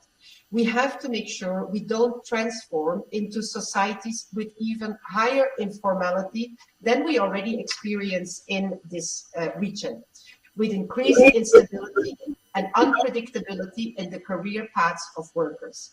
And for that, one cannot overemphasize the importance of strong labor market institutions, wage regulation, legal protections, collective bargaining, conflict resolution, labor inspection, social security, just to mention a few. Second, digital technologies will also unavoidably lead to job losses, transformation of jobs. And what we have to, of course, watch out for is that we don't exacerbate existing inequalities, that therefore there is a strong responsiveness of educational systems, that curricula and training institutions make the changes that are needed to be able to really use the opportunities that arise with the entrance of the technological change and the digital economy. Third is the increasing use of artificial intelligence and automation. And again, we've heard the point made before. It can be highly beneficial, provided that productivity growth is accompanied with employment growth, and most important, with the creation of decent jobs. But that doesn't come by itself. It doesn't come naturally. And so the inputs of social partners in these processes, in thinking through how countries should approach this, is really very important. Fourth is the issue of data privacy. Data privacy norms and regulations are needed. And so questions such as if data can be legally collected and stored, whether or how data can be shared with third parties, what constitutes meaningful consent in collection, etc., are all issues that need to be regulated, need to benefit from tripartite discussions. In fact, the ILO has a convention on private employment agencies that already deals with some of these issues relating to data privacy. So to conclude, some policy options that from the ILO perspective should be considered by countries. Investing in digital infrastructure, very important, acquiring, maintaining, upgrading digital technologies and equipment. It's not cheap, but we cannot do without it. Strong labor market institutions and tripartite involvement in shaping that. Ensuring data privacy, targeting vulnerable groups, especially through active as well as passive labor market policies, where we help those who cannot really get there by themselves, and where we make sure that the systems are in place to do that. Reducing the skills gap, this has been mentioned. It's not only that we need new skills, we also need profound changes in training institutions and in how training is done, especially with an emphasis on lifelong learning. Entering innovative partnerships, and I think here, especially the role of governments as a convener to bring in the private sector, to bring in public enforcement agencies, workers' organizations in these processes of preparing for the technological innovations is very important. So my key message is that these huge transformations need to be accompanied by policies, and these policies need to incorporate the perspective of business and of workers, hence the key role of strong, continuous, informed social dialogue. Para finalizar, ¿cómo avanzamos? Un camino para... To conclude, how do we go forward? One way forward could begin by playing an active part in a process of social dialogue, as I've mentioned, worldwide, with a view to seeing to it that the opportunities offered by digital platforms of work can be tapped into, and to address the challenges so that one would be in a better position to offer opportunities for decent work, foster the formation of sustainable firms, and contribute to attaining the Sustainable Development Goals. And as like the earlier panelists, the World Commission on the work going forward, as well as the 100th anniversary declaration of the ILO for the future of work, have identified the opportunities and some recommendations as to how to go forward on this very important issue. So thank you so much for giving me the opportunity. I'm here to participate in the dialogue. Thank you very much for your presentation, and I want to thank all our panelists for your most informative presentations. And I now open the floor to member states wishing to ask questions to invited guests. And I'm going to ask our guests, if you're still on with us, to turn your cameras on. I know Mr. Dragoon has to leave us soon. So if anyone has a question for Mr. Dragoon, they probably can ask that first. But let's see all the panelists who are still with us. And I know there are a couple of themes that ran throughout the presentations: coordination among stakeholders and partnerships, education and training, investment in technology infrastructure, holistic policy imperatives and regulations, and of course, guarding against marginalizing anyone and making sure no one is left behind. Do we have any member states wishing to ask questions at this time? Okay, so I do have a question. Oops. I do have a question for Mr. Dragoon. Which do you think is the most prominent policy? Actually, that question is for Minister De Olmos. And if you can turn your camera on, I would appreciate that.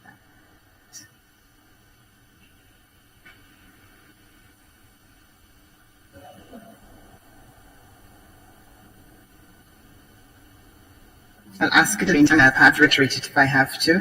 Which do you think is the most prominent policy imperative to make sure that transformation in the world of work don't deepen the inequalities that already exist in the Americas?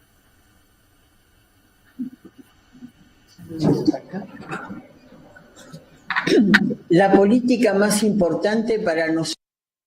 The most important policy for us is regulation with tripartite bargaining.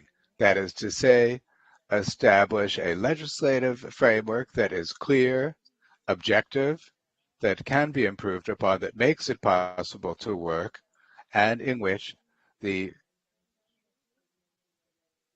particular aspects are achieved through tripartite negotiation of organized workers, business persons, and government.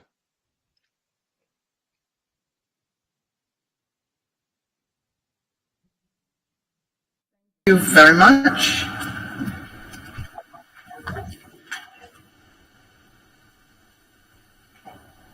And technology is my challenge here.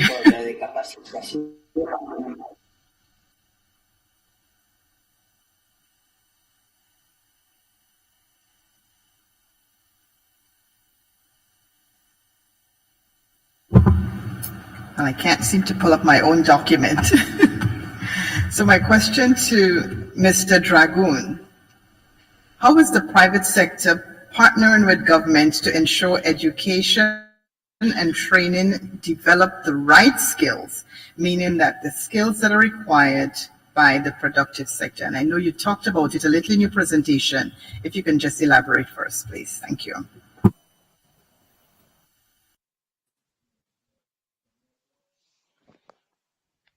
Thank you very much.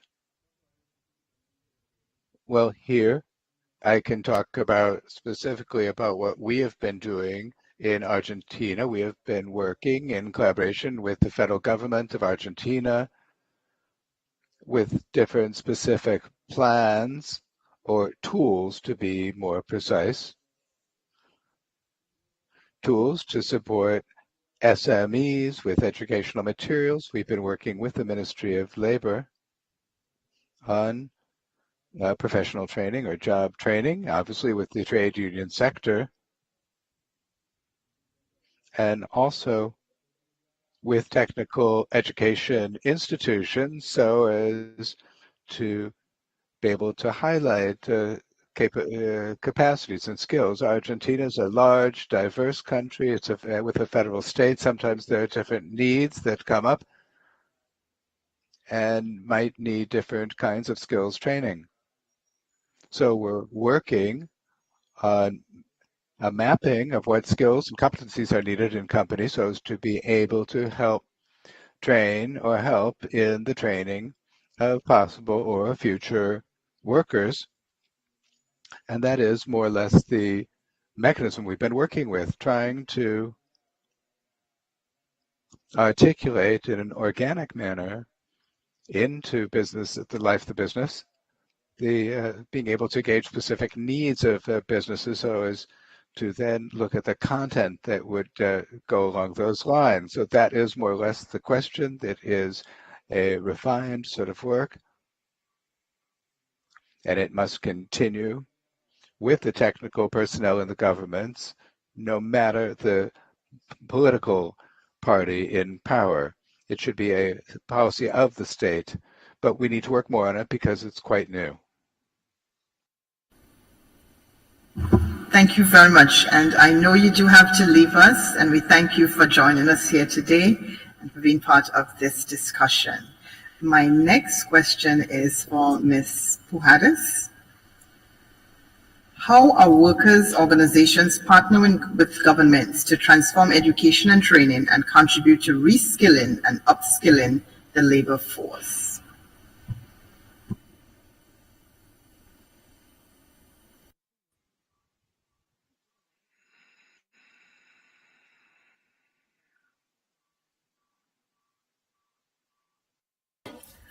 Hola, ¿sí me escuchan? Porque no. Can you hear me? I can't see the camera, but if you can hear me, I hope that's okay. I'm sorry, I don't see my camera. Now, there it is.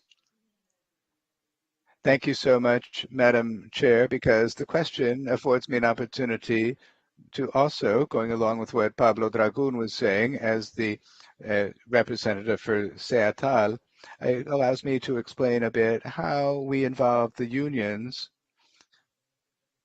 in professional or job training. In principle, as Pablo said, Argentina, I think it's interesting to tell you this, historically, the trade union movement in Argentina has been the impetus behind professional training. All of the trade unions that are part of the trade union federations include job training centers as well as institutes whereby one can complete primary or secondary education. And this is for the community generally, not just workers. Now, those centers may be run by the trade union itself. Others are co-managed with the companies, and some involve the Ministry of Labor. So just to give you one piece of information, Argentina, it's not everything is soccer today or football. Today it's a somewhat convulsed day. It seems that some people might be leaving this meeting, or Pablo might be leaving to check on the preliminary coverage, but we also have a tripartite structure that was established several years ago, and we're giving impetus to it because it allows us not only to work on new educational paths and new training paths, but also on certification of skills and capacities. This model, which I speak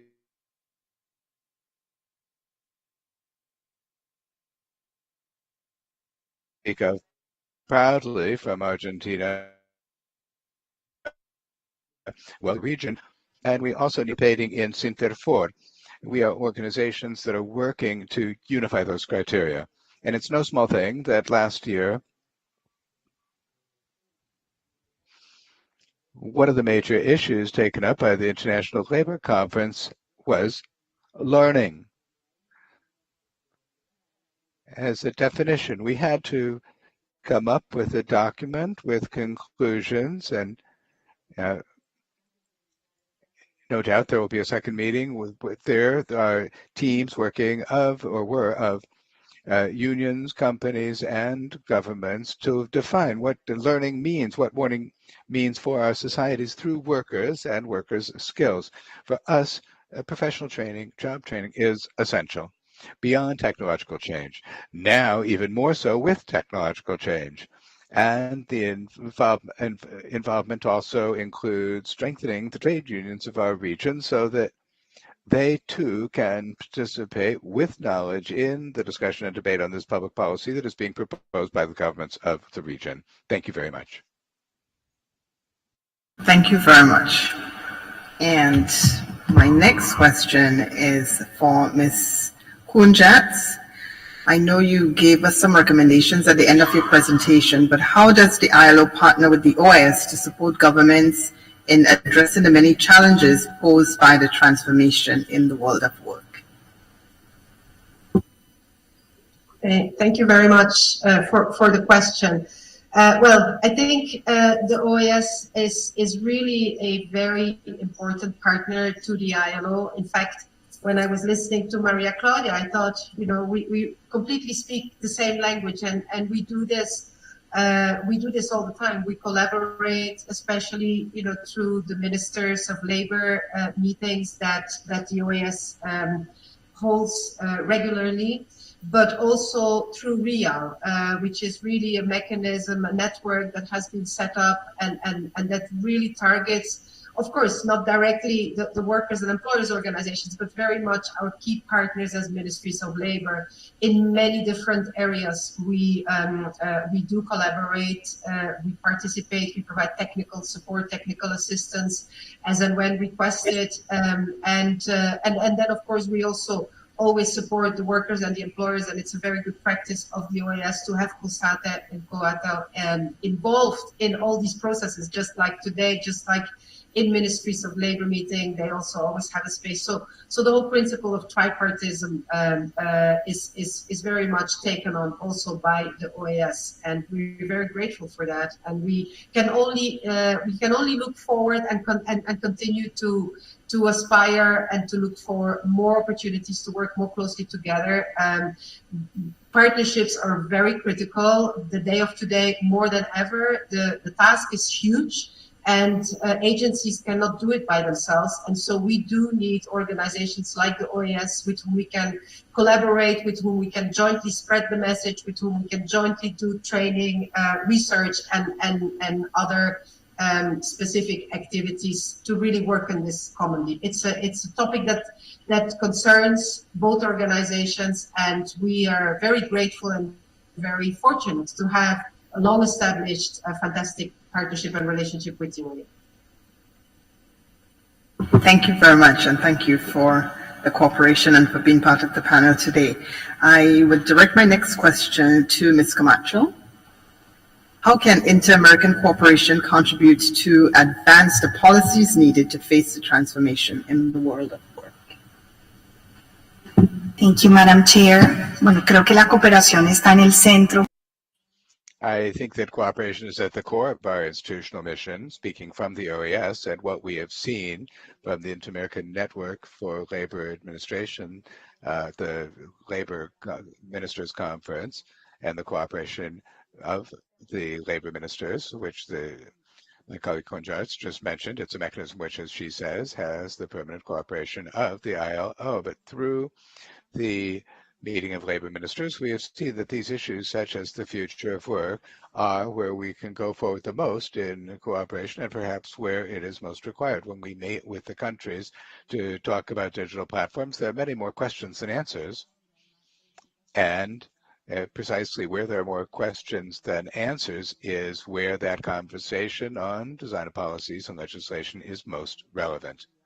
Also, on the question of skills, we talked about this in the conversation as well, having the great privilege within this organization of having sector-based forums such as the Conference of Ministers of Labor, as well as the Meeting of Ministers of Education, which can be coordinated and tied in with one another. We can have those discussions precisely to bring more closer together the world of work and the world of education. This is an important value added, and we're definitely taking advantage of it to move this debate forward in the region. Thank you very much. And again, I thank our guests for taking time out of their busy schedule to participate in this meeting and for sharing their perspective on the transformation of the world of work in the digital economy and the policy imperatives. We are deeply appreciative and look forward to continued engagement. And at this time, I would like to invite member states to share their country's specific experiences, needs, solutions, and offers of cooperation. And I do have two delegations that would like to participate virtually.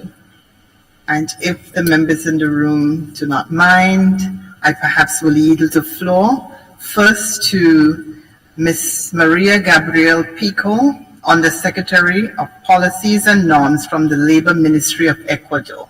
And if she's connected, if we can please give her the floor. Thank you.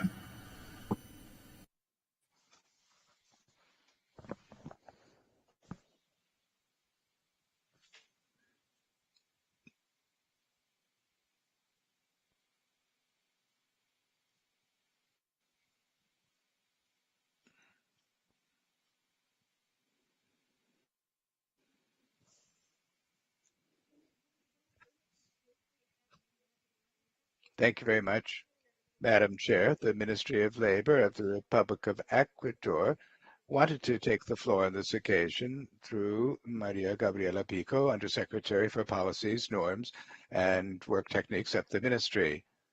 Next, Ms. Pico will make her remarks.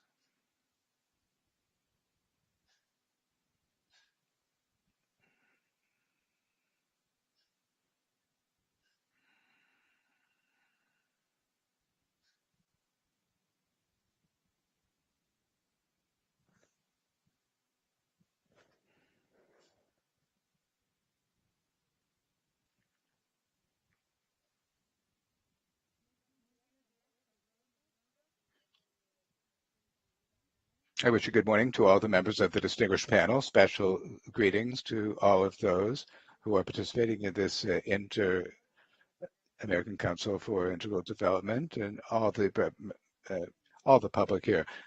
On behalf of the Ministry of Labor, aware of the reality of the labor market and the advance in digital technologies, particularly as of the 2019 pandemic, which brought about changes in all nations, and in keeping with the law and humanitarian support that was adopted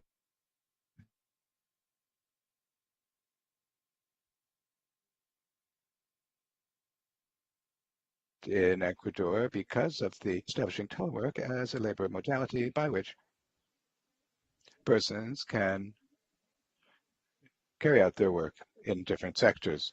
This modality establishes that it's responsibility of the employer to give the teleworker the equipment, guidelines, and supplies needed to adequately perform the activities, and this person at the same time will be responsible for taking good care of the tools and equipment provided, as well as confidentiality of the information provided and handled. Accordingly, we can say that telework is a mode that can be applied in those activities which, if they allow it, can be used by men and women, no exception on the basis of gender, which helps fight gaps, and in particular, it is a way of protecting vulnerable groups and guaranteeing conditions of well-being. The Ministry of Labor also, as the lead agency on labor matters, issued secondary legislation or regulation through the following ministerial decrees. Guidelines are issued that regulate a contract for a particular job through a ministerial decree of 2020. Also, a provision was issued to regulate special contracts in productive sectors through Ministry Decree 220, also of 2020. Also, the provision that regulates special contracts in tourism or cultural and creative spheres by Ministerial Decree 221 of 2020. Also, guidelines were issued to regulate the special regime for contracting for access of young persons to the labor market and incentives for job training by Ministerial Decree 223 of the same year.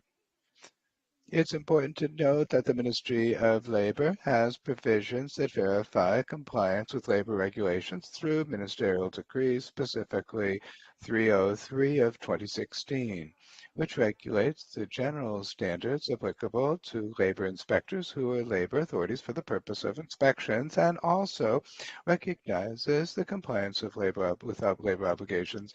And so regulation was issued to obtain a certification of good labor practices. As an update on current labor provisions, we can see that at this time in Ecuador, a provision may be issued to regulate all forms of telework and a contractual framework that spells out the agreement between the parties, remuneration, determination of the work day, and but the qualification for benefiting to benefit for Social Security. We believe the Labor Code should incorporate this conception in the Labor Ministry. We must follow this higher level statute, as we understand that most digital platforms and arrangements there through digital platforms don't meet the conditions of labor contract. This is the most complex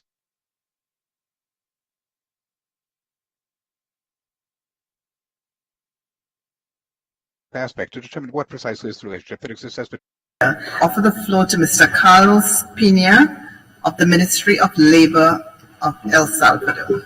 Mr. Pena, you have the floor.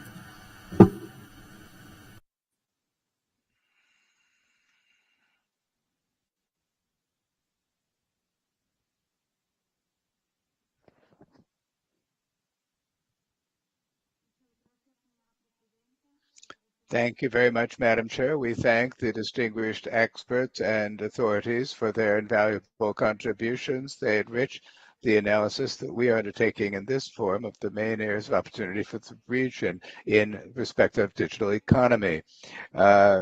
With your permission, Madam Chair, on this occasion, I introduce Mr. Carlos Pena, who is the Director of International Labor Relations at the Ministry of Labor and Social Security of El Salvador, and he will share with us the good practices and strategies that our country is giving impetus to nationally and internationally to achieve a digital transformation in the world of work. Thank you very much. Distinguished Chair of the Inter-American Council for Integral Development and all other representatives of the OAS, as well as representatives of the ILO and the labor sector present, and all others, members of this body. Warm greetings from the Minister Orlando Castro of Labor and Social Security of El Salvador. I'm honored to share the vision that we have as a country regarding the processes of innovation and transformation of the world of work in particular. We have heard the presentations earlier in this meeting of what this represents for us, specifically the countries of Latin America and El Salvador in particular, which is to say there's a huge challenge for adapting to these new realities. As a country, our view is to prioritize the rights of the working class. And on that basis, we have undertaken various programs, policies, ratified international conventions, all of which make it possible not only to guarantee workers' rights, but also to ensure access to dignified and decent work. And from there, well, it makes it possible to adapt to these new digital contexts in this virtual era, which also affords opportunities for work.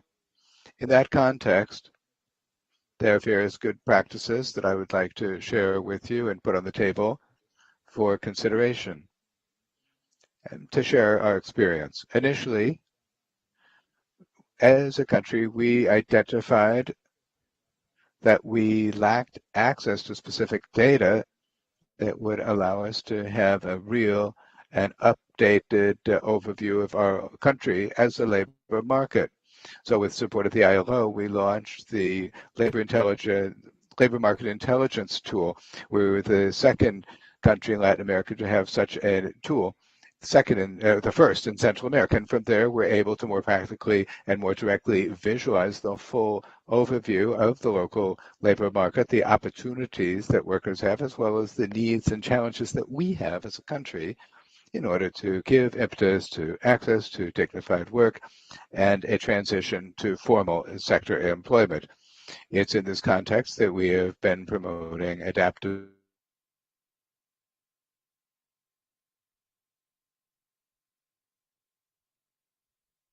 ability to these new realities. Companies, Vida Empresa is its acronym, and this assists with the labor insertion of persons 18 to 21 years of age or persons over 40 years of age to find a job, moreover, in a context which, as we have seen, has been conditioned by the COVID-19 pandemic. We can also mention the labor program for youth and women who have been forcibly displaced. this nationwide. We also have a program for the development of managerial skills, which is geared to workers of companies that pay and so forth in order to develop their cross-cutting managerial skills in the face of these new challenges. We also have the program of technological transfer and extension, which is to make known new technologies and adequate production methodologies for producers, be it at a small scale or on a commercial scale. We also have the Roads of Youth program, another program called Sewing Life, another program which is the Women's Bank, which provides micro loans to acquire real property and productive projects for women, strategic program for women in agriculture, among other programs that we could mention. But for the sake of time, I would also like to say that as a country, we are also giving impetus to measures for addressing this virtual reality and this reality of distance work or telework, as you've noted, through regulation of telework. Also, impetus has been given in different platforms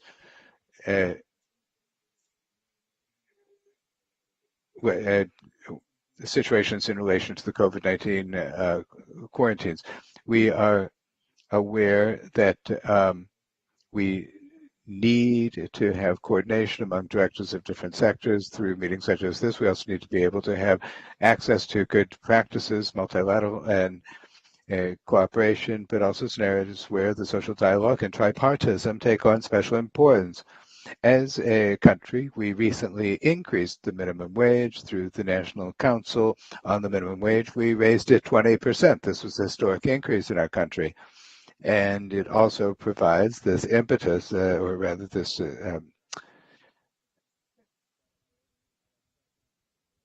encouragement to engage in this tripartite process with a view to getting decent work and dignified conditions for all workers. And so for El Salvador, this vision is not just a challenge or an issue, it's also an opportunity to be able to identify these challenges, but also to improve upon them working together. Thank you very much. Thank you very much. And now I give the floor to the Distinguished Ambassador of Costa Rica.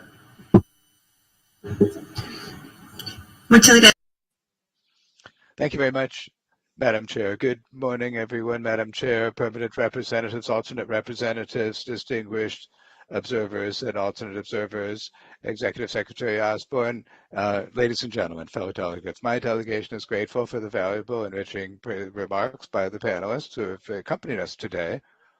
And at the same time, as this is the last session of the Inter-American Council for Integral Development of the year, I would like to thank you, Ambassador Yolande Smith, for your serving as chair over the last 6 months. This has enriched the work of this council, the work of our delegations, and in addition, it's also helped strengthen the capacities of our authorities in our capital city. So I thank you. I also would like to thank Kim Osborne and your whole team.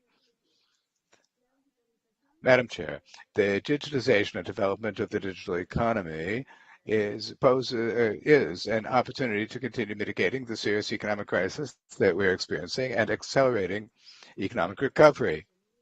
It is economic resilience should be based on better capacities for supporting diverse forms of work, supply chains, diversification of public services, greater effort initiatives in trade and education, hand in hand with the adoption of sound public policies, as was agreed in the regional program for digital transformation adopted by the heads of state and government on 9 June this year.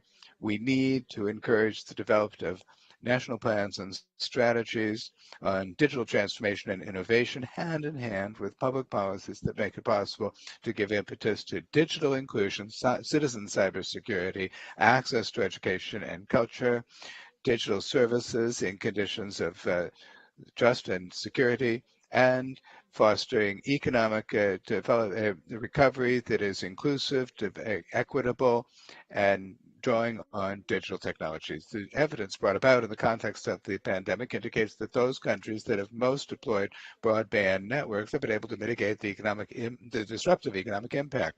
The higher the internet speeds, the greater the possibilities that countries will have to protect employment and foreign investment. If there is a new worldwide emergency along these lines among the countries that make up the Organization for Cooperation and Economic Development, OECD, Costa Rica is the first one to report a larger number of new broadband and fiber optic subscriptions, this according to our General Superintendency of Telecommunications. Thanks to this, Costa Rica has become an ideal destination for corporate and business activities, which today offers more than 100 types of processes in 12 different languages in areas such as short services, outsourcing, technical support, regional offices, financing, and legal services, among many others. This has generated new sources of employment in the private sector, and as was indicated by the chair, Madam Ambassador Smith, this has led to a correlate renewal in the possibility in the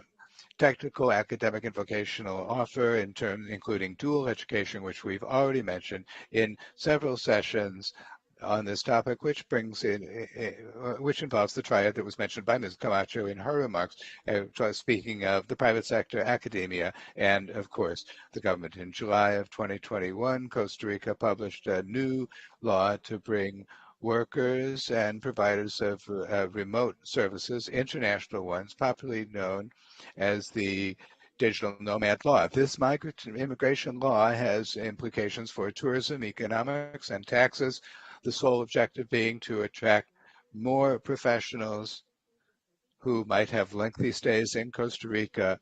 And it also has been recently regulated, its regulation has recently been published. This is modernizing our country and attracting more foreign direct investment. Y acelerar esta transformación digital ayudaría.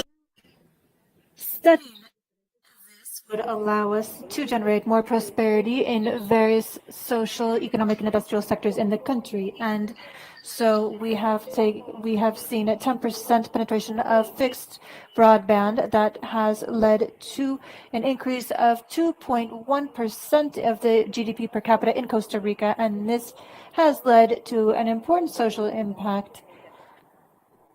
Costa Rica continues to focus on research and development from the Ministry of Science, Industry and Development, as well as the Ministry of Communications, in order to strengthen scientific and technological activities with the aim of positioning Costa Rica as a leading country in leveraging digital technology.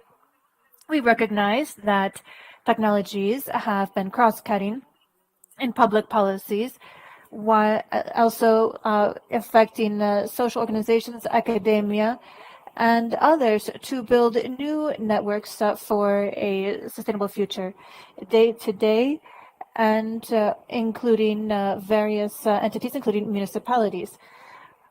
The digital transformation is an opportunity for us to leverage all of this on behalf of our citizens, but we cannot forget the cases where this transformation leads to exclusion of vulnerable populations.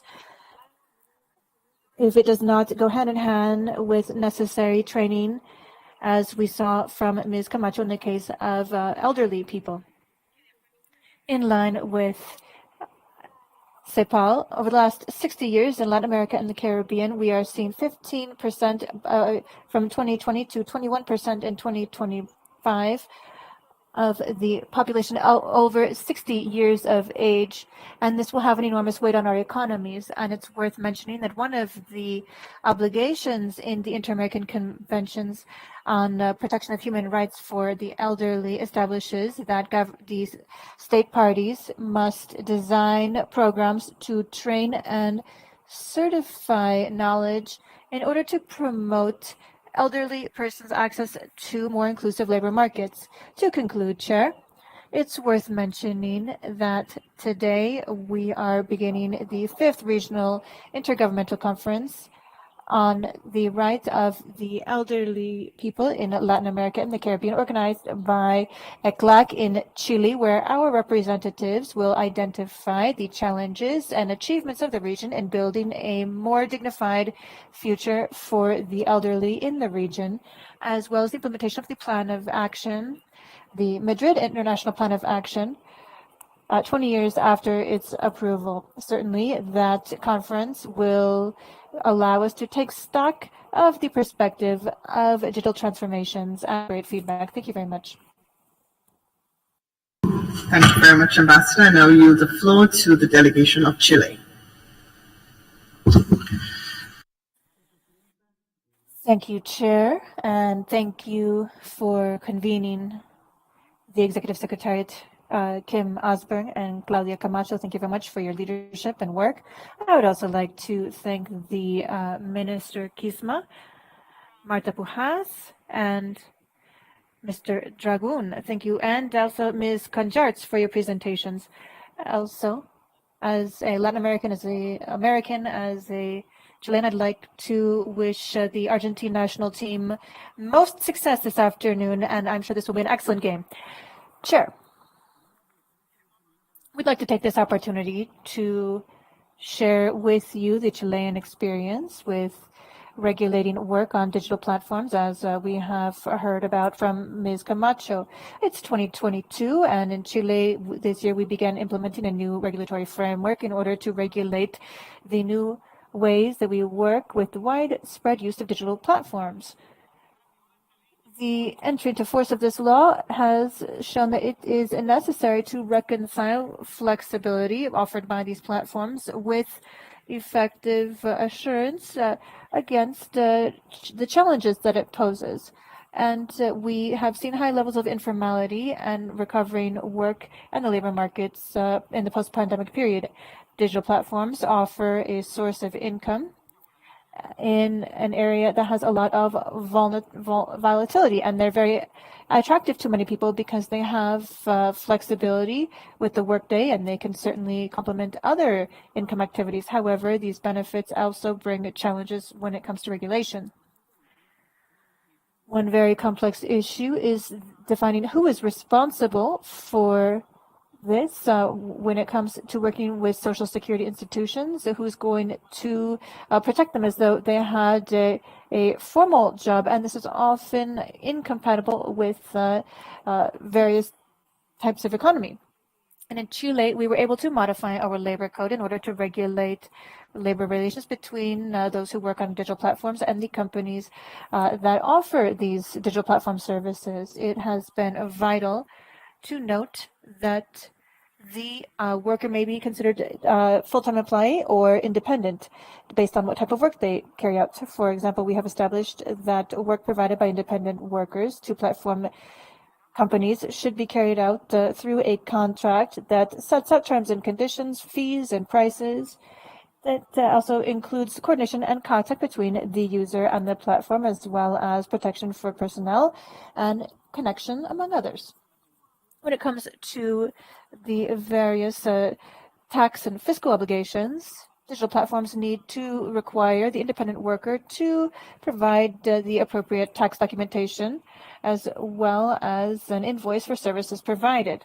When it comes to access to Social Security, independent workers will have the right to access Social Security coverage, and thus they will have the right to health care, pension, recognition for accident insurance, family leave, as well as other types of insurance. When it comes to protection and security, the new regulation is concerned with 3 lines of action that make up the duties of the company that is providing appropriate and timely training to the employee, providing necessary safety tools, and including a insurance for damages or harm.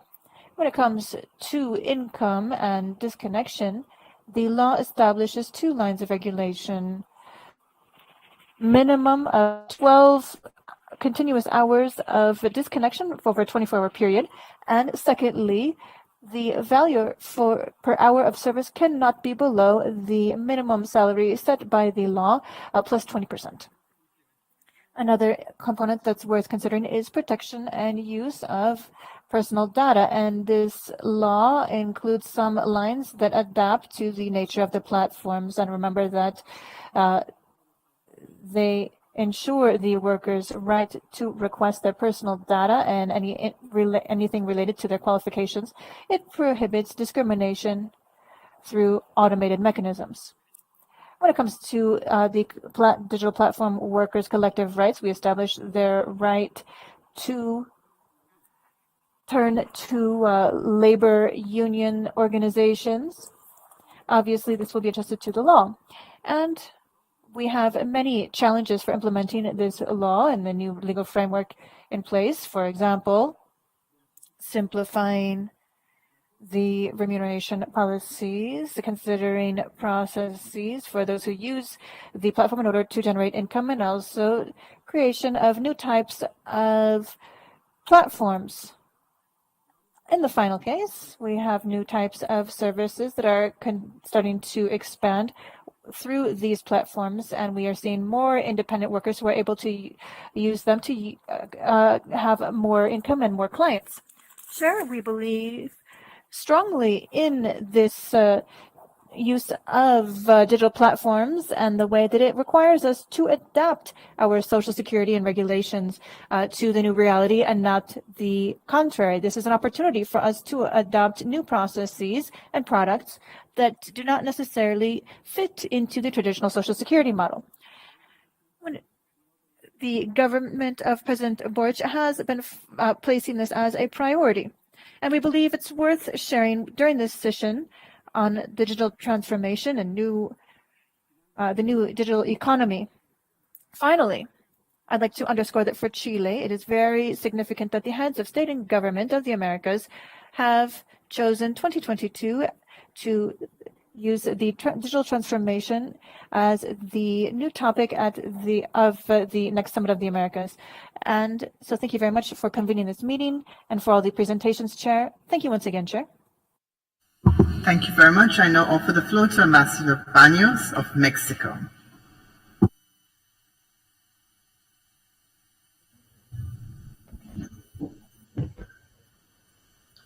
Gracias, señora presidenta. Saludo a las y los delegados, a la secretaria. Thank you very much, Madam Chair. Greetings to the delegates, Ms. Kim Osborne and your team. Thank you very much for taking part. Thank you to all the experts. Mexico believes that this work should be a path to a dignified way of supporting oneself for those who need it the most. And in 2022, there are many labor reforms underway, and we need to overcome our current and future labor challenges, including in the digital economy. In order to do that, we have had to overcome the repercussions of the COVID-19 pandemic and their impact on the global economy. And so we have seen the way they have changed the way people live in conventional labor systems. In this framework, the countries that are best positioned have innovative public policies and legal frameworks that allow them to take advantage of communication and training technology to promote a new industrial revolution. And this has allowed them to increase employment and sustainable development that is both inclusive and provides social security and universal protections. We have proposed 5 goals for renewing the labor model. That is inclusion through labor training. 2, strengthening social dialogue and labor unions, creating a minimum salary. 4, ensuring dignified work and encouraging productivity while respecting labor standards. And 5, formal work for workers who are inactive and yet available to work. The program, Young People for the Future, has overcome its goal of 2.2 million young people between 18 to 29 years of age who did not have a job and were not studying either. And 60% of the participants are actually women. And thanks to this, we have able to link the national employment system to various labor mediation centers with the aim of improving labor inclusion thanks to a better employment protection strategy and to also create a self-management and labor safety area in order to consolidate our activities in the face of the digital transformation. All of this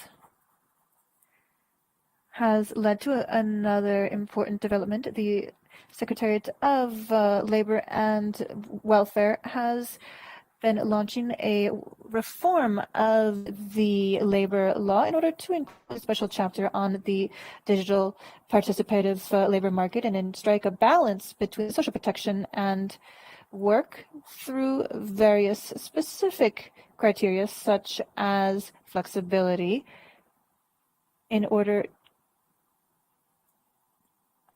to boost employment. The Mexican government has been dialoguing with digital platform workers and companies. The goal is to explore all areas of the sector where we can ensure a comprehensive reform of our labor law, as this is certainly a source of employment for over 100,000 people in Mexico.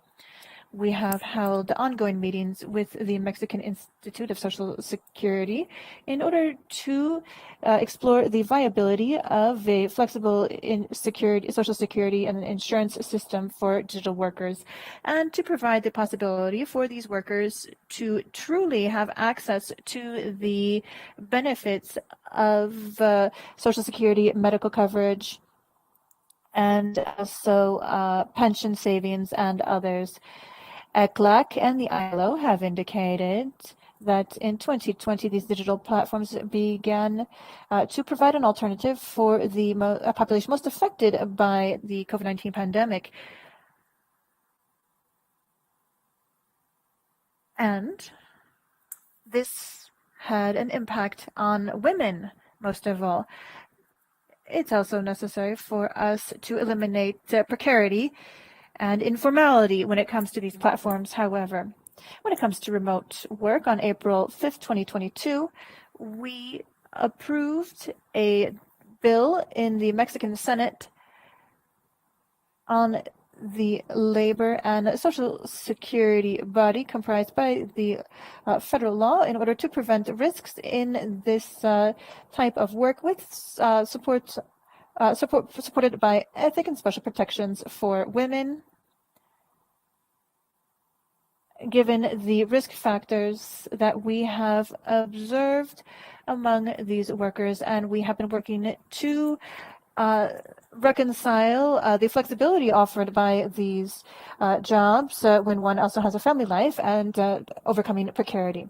Many people are able to benefit from this. The Secretariat of Economy has been working this year to advance a program on digital training for Mexican citizens in the 21st century in order to allow Mexicans over 18 to use IT technology in order to better improve their businesses. Over 70,000 Mexican women have been able to take advantage of this, and in the face of this digital transformation, we have been working to access new business models as well, and we are working on public policies to promote the digital economy. As part of our labor code, our aim is to ensure that our population is well acquainted with IT and to drive our innovation development capacities and reduce the inequality and poverty divide, particularly among the most vulnerable groups. Thank you very much, Chair. You have the floor, sir. Thank you, Chair. My delegation would like to thank you for convening this regular session of CD, and this topic is so pertinent as well as challenging for all of our states, that is the digital transformation and digital economy. We would also like to thank the distinguished panelists for their very fascinating presentations, and we have taken due note of that. And we also would like to thank you for sharing the best practices among the representatives of the various OAS member states. With regard to the fifth of the ministers and high-level authorities, the office from the DR talked about the various aspects of the progressive increase in the divide between what is carried out by humans and machines. And we certainly saw the potential for the destruction of jobs at a higher rate than they are created. And the fourth industrial revolution, or Industry 4.0, where we find ourselves today, is also fertile ground for hope and opportunities, as well as uncertainty and challenge. We have seen that given the difficulty of providing forecasts on job creation, as stated by Ms. Camacho in her presentation. Against the backdrop of this very complex reality, we underscore the fundamental importance of not forgetting human beings, their dignity, and their rights as the very center, goal, and target of our public policies in the digital transformation, generally speaking, and when it comes to labor relations particularly. Based on this perspective, in my country, we would like to highlight that in 2021, we approved a law that establishes telework, where we are able to underscore equality, will, reversibility, the right to disconnect, as we heard from Chile as well, a 12-hour disconnection, and privacy. We'd also like to share that digital services have also been addressed by the Ministry of Labor in Paraguay. This has allowed us to provide a response for all workers and to do so efficiently and quickly in the face of various situations. And this tool has been extremely important during the COVID-19 pandemic. We would also like to share the support from the Ministry of Technology and Information and Communication each year since 2015 through the Innovating Pegriega program, which provides seed capital for startups, as well as the Más Digitales program, which seeks to strengthen digital services. Chair, in the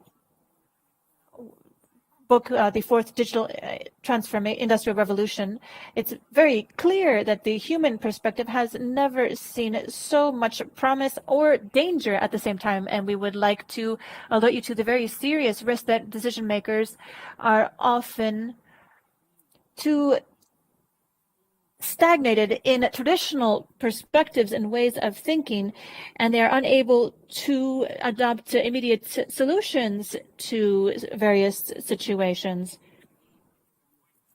We need to consider the changes that we are facing today in the world and the region, which are still suffering from the very serious consequences of social exclusion, which were aggravated by previous industrial revolutions, particularly when it comes to the labor field. And as governments, we are obligated by our own societies and future generations to come up with public policies that respond to these realities and needs, and to do so comprehensively without leaving anyone behind.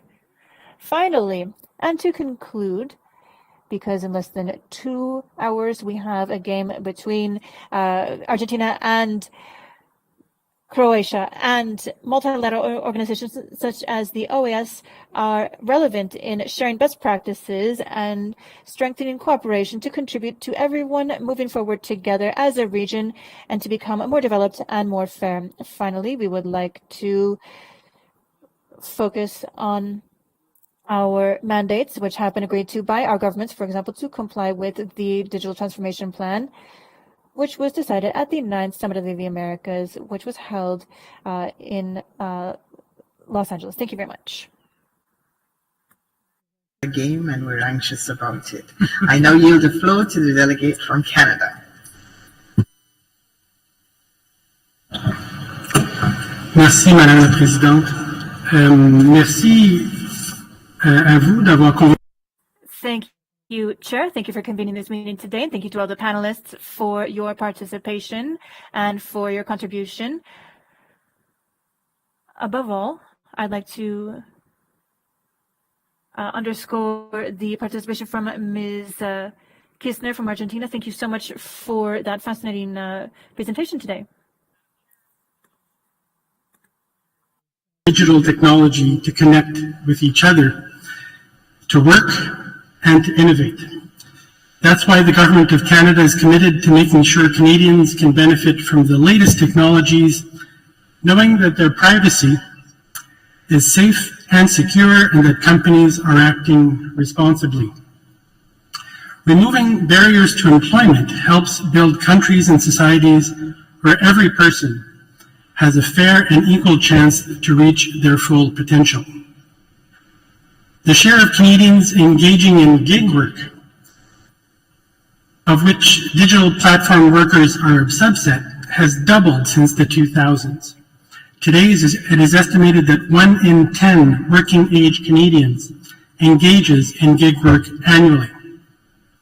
Improving working conditions on digital platforms and the gig economy more generally is important for shaping a better future of work for Canadians and workers internationally.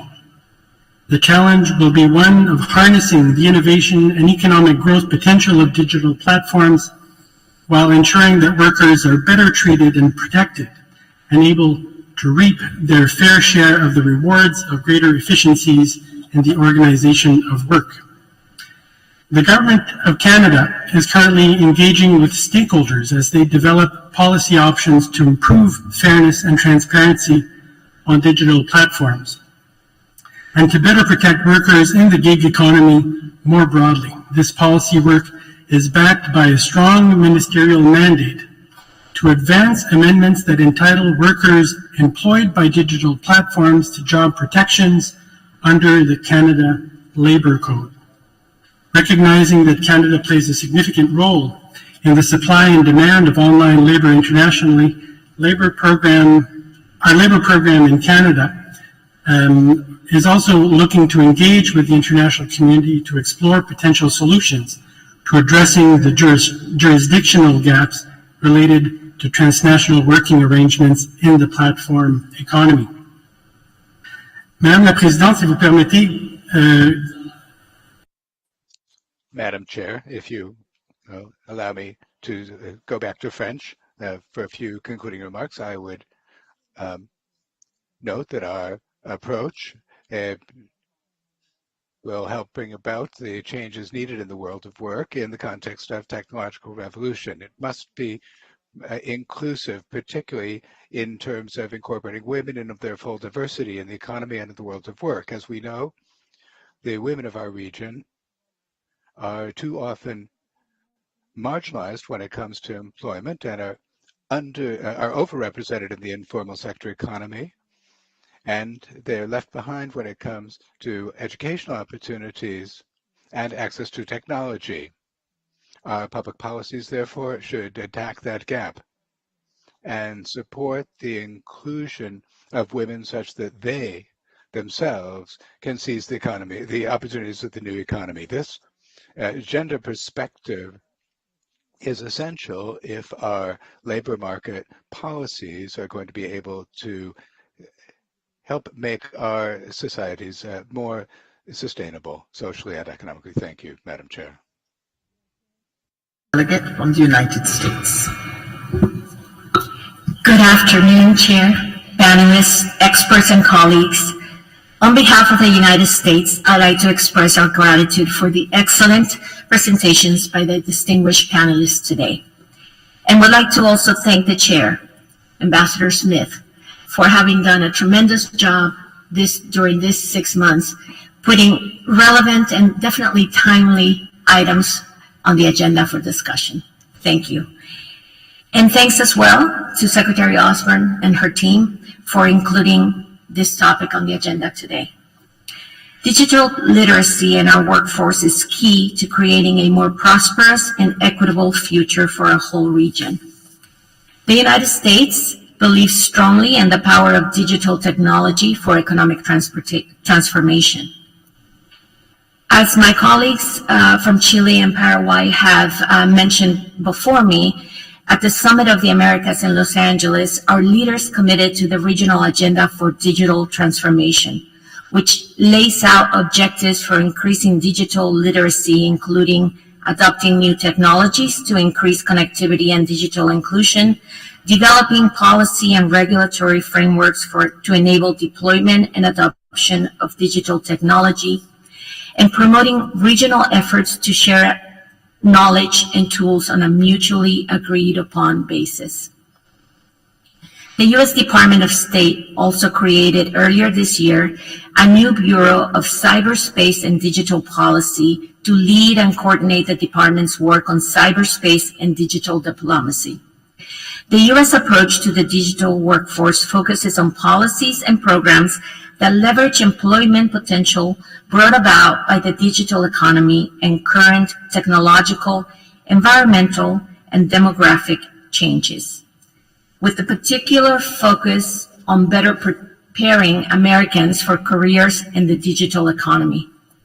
The U.S. Department of Labor's Employment and Training Administration, in collaboration with the Department of Commerce, Department of Education, and Institute of Museum and Library Sciences, recently released a request for information to stakeholders to inform competitive digital economy grant opportunities, technical assistance, and public policy moving forward.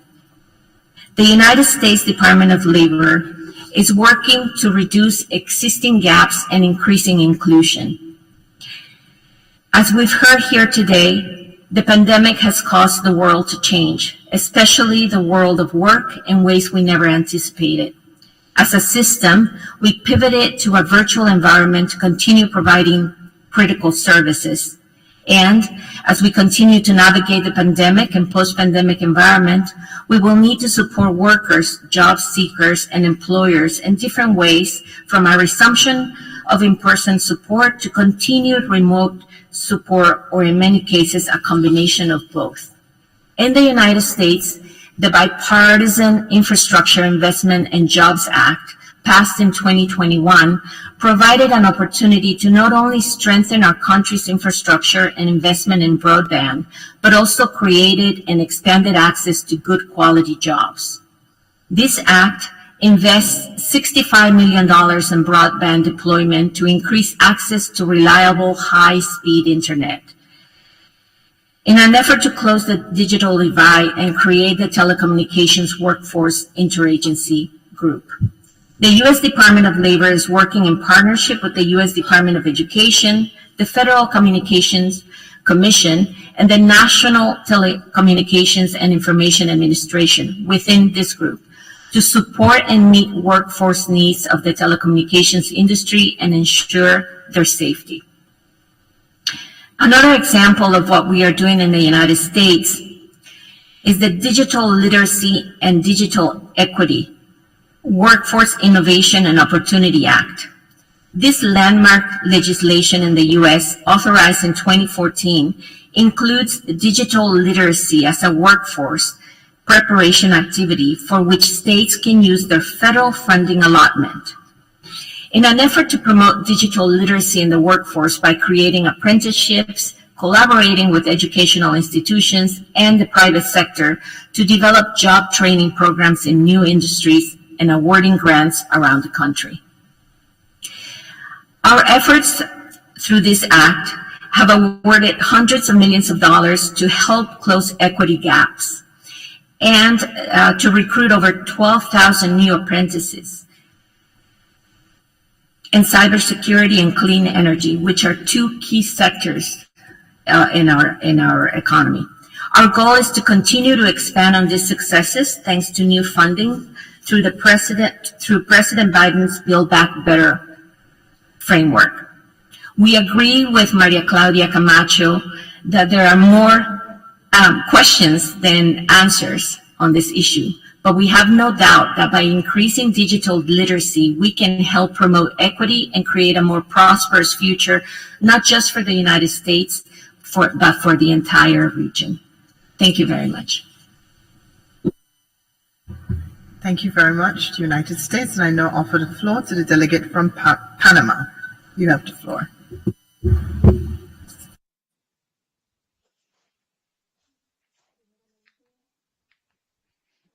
First, I'd like to thank the chair and her distinguished team for selecting this important topic, which really requires special attention in order to have a positive, sustainable impact on the economic development of our countries. In addition, we thank the notable panelists for their updates and their presentations, which lead us to reflect that while we have gone forward in one way or another on regulating the whole question of the transformation of the world of work from the perspective of the digital economy, there are still many challenges pending and which require ongoing coordination.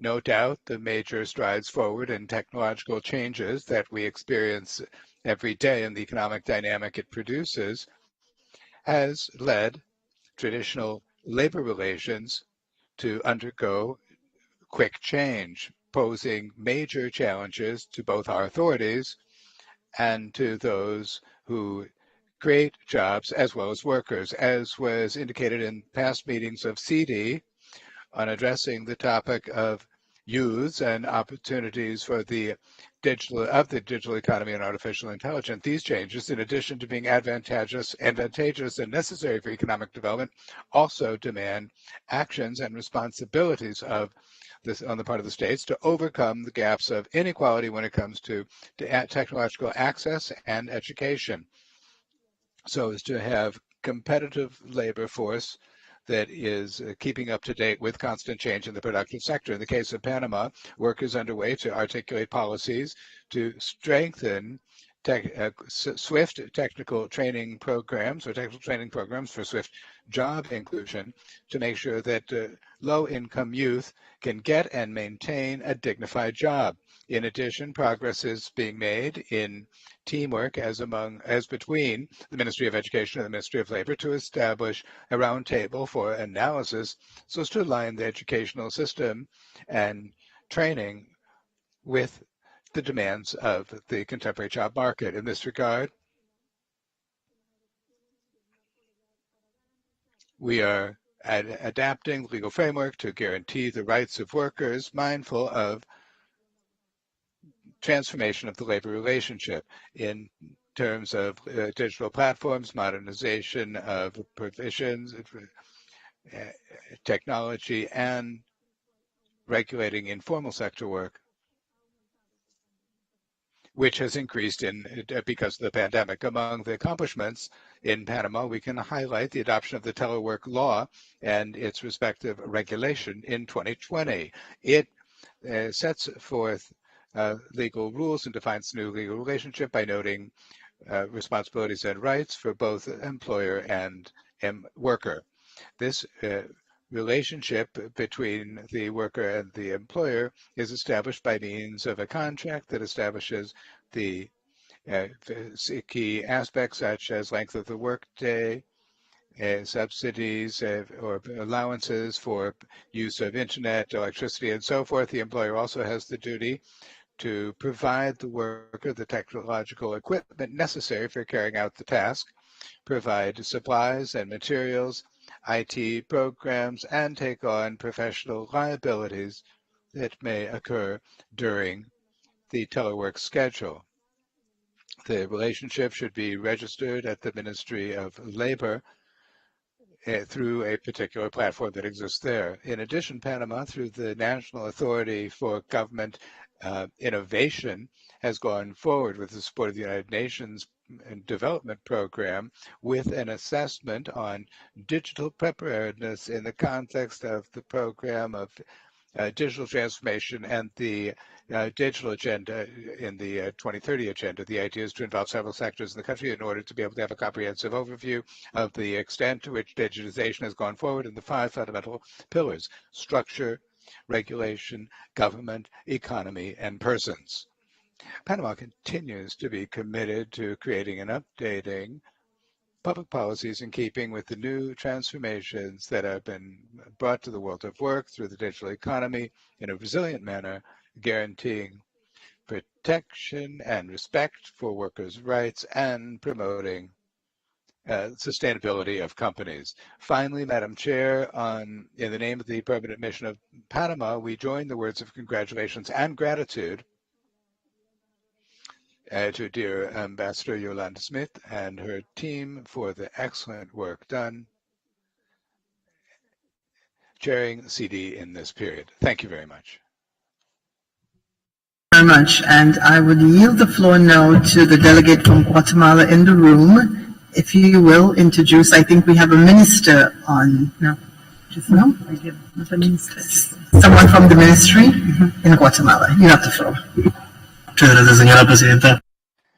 Thank you very much, Madam Chair. It's an honor to introduce Mr. Gerson Usura. He is a labor inspector from the Ministry of Labor and Social Security of Guatemala, and he will present the good practices of the ministry in this area. Thank you very much.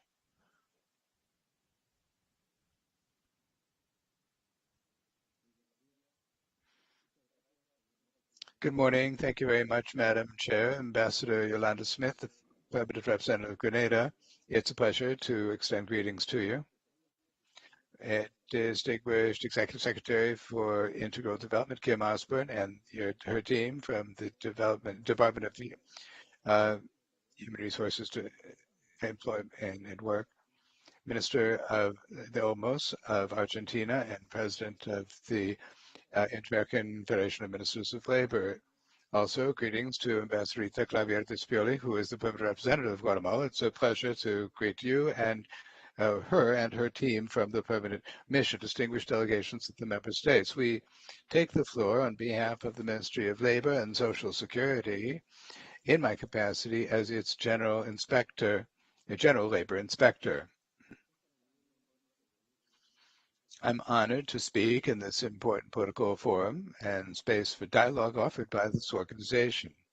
I'd like to begin by expressing my gratitude for the timely calling of this meeting of the Inter-American Council for Integral Development, focused on the issue of digital transformation of the world of work in the digital economy, policy imperatives. In this context, I thank and value the presence of the various authorities and criminal law experts who are, for their detailed and informative presentations. The efforts of the government of Guatemala are constant in terms of getting into changes in the world of work and the digital economy. Among the good practices at the Ministry of Labor and Social Security, through the General Labor Office of the General Labor Inspector, we have some important advances, including an Executive Decree 55-21, which gave impetus to the creation of an electronic platform for requesting labor solvencies. This is a service administered by the Office of the General Labor Inspector at our ministry. In that registry will include the names of all persons, natural or juridical, who have been sanctioned through the respective procedure and that have become final decisions, administrative or judicial, as well as there is a 1-year period of non-qualification if there's no, so long as fines are paid, their name will be cleared after 1 year. In terms of the labor regulation, in terms of Labor Decree 540-19, an automated system was implemented for the presentation, approval, and electronic registration of the internal labor regulation by which all employers are under an obligation to have or to agree to have labor inspections if they have more than 10 workers through a Labor Decree 334/19. An automated system was presented for filing individual labor contracts. All employers are under an obligation to forward these to the General Bureau of Labor. We also have a program in which a certification of good labor practices can be given. The source of work in the digital economy in Guatemala has emerged as a result of the COVID-19 pandemic. Presidential provisions were adopted where telework or distance work was recommended.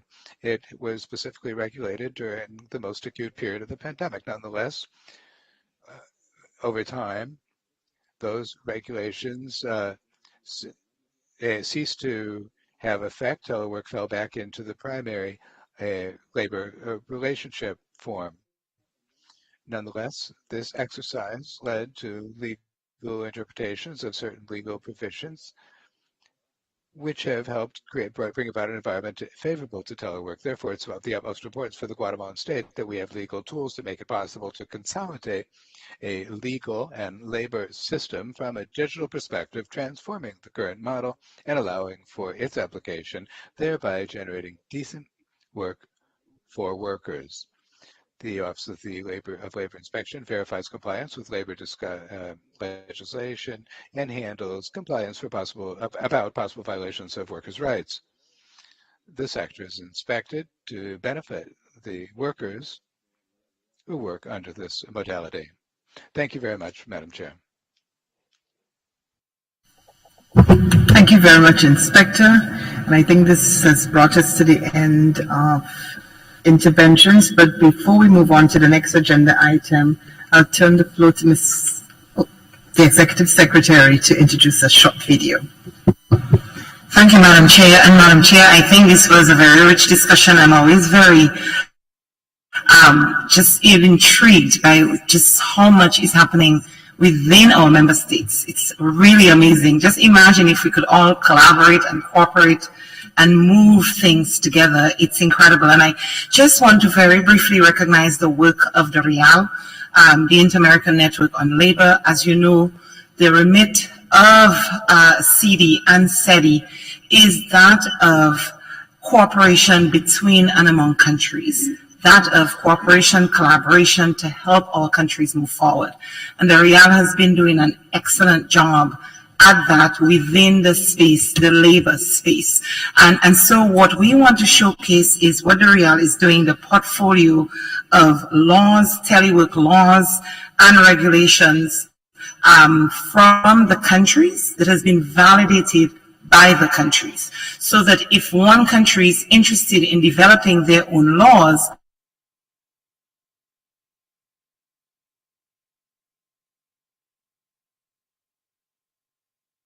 they can go there and recognize the work of Guillermo, who's sitting over there. Guillermo, if you could please stand and take a bow, who has done the extensive research to help to pull this together under the leadership of Maria Claudia Camacho.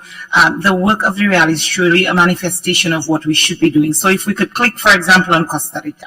Ambassador, I'm picking on you, on your country. If we click there, if I could just ask the conferences team to do so. And I was, again, just so impressed with what was presented today. I think you got out of the video. But under there, you will see we have over 94 regulations on telework, where, again, this has been not just presented, so there we go.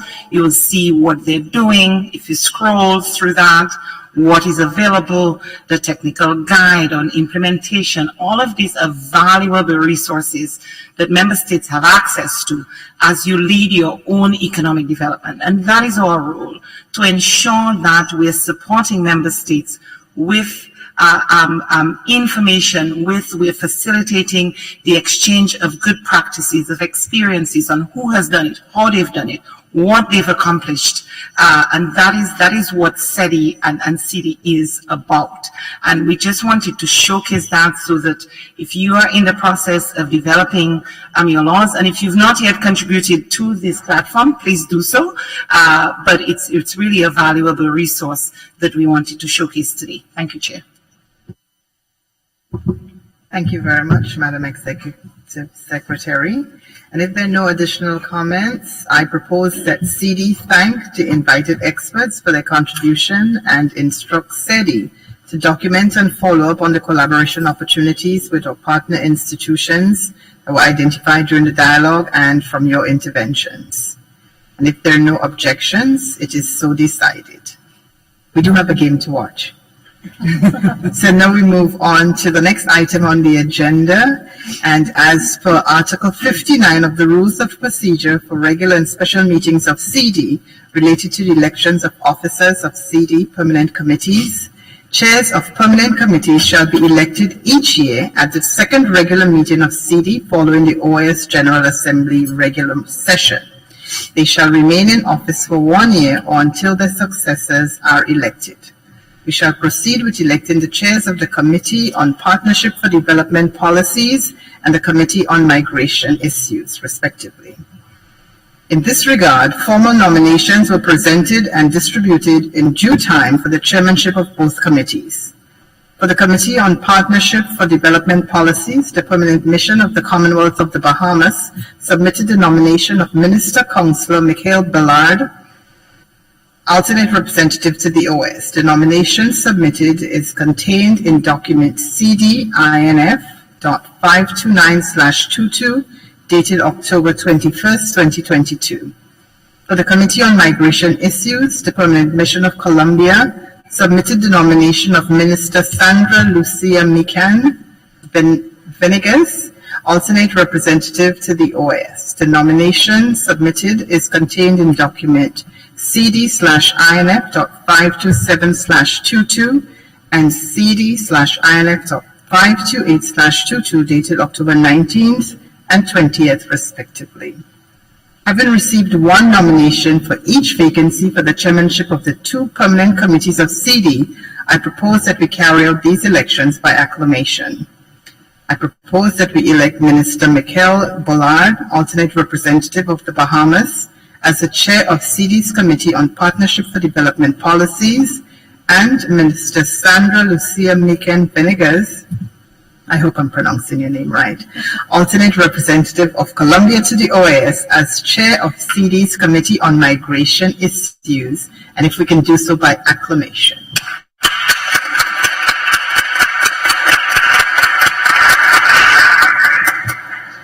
I hear the applause. We'll be cheering as well for I'm very pleased to declare the election of Minister Ballard and Minister Mikan by acclamation. I wish you both much success in your deliberations that you would lead as we prepare in very short time for the next regular session of the General Assembly. As we know, the Permanent Council agreed that that would be in June, so you don't have much time, and you'd have to implement the mandates that came out of the recent ministerial sectorial CD meetings. You have a heavy agenda ahead, and to accomplish the objectives, I pledge to you my continued support and that of my delegation. I'm sure that you can count also on all the delegations and the Secretariat for their cooperation. And if you would like to, I'd offer the floor to Colombia first, and then the Bahamas to say a few words. Thank you, Mrs. Chair. I'd like to thank all of those present. Since this is the first time I take the floor in this forum and in this important space, I would like to extend cordial greetings on behalf of my mission, Colombia, and I'd also like to recognize the work of CD, its executive secretary, and the whole team of the technical secretariat, of course, in relation to the Committee on Immigration Issues, SARE, the Secretariat for Attainment of Equity and Rights. And also, this is a proper occasion to highlight the work done by my predecessors chairing the Committee on Immigration Affairs. I would also like to recognize all of the member states that recognize my country's desire to go forward with committed handling of immigration issues in the main forum we have here in the organization for taking on such issues. The challenges posed by migratory flows regionally and globally compel us to deepen our analysis, our actions, and about our shared responsibility as sending transit or receiving or return countries we all have, also to give impetus to policies and actions that make it possible to make the most of the contributions and actions of our programmatic lines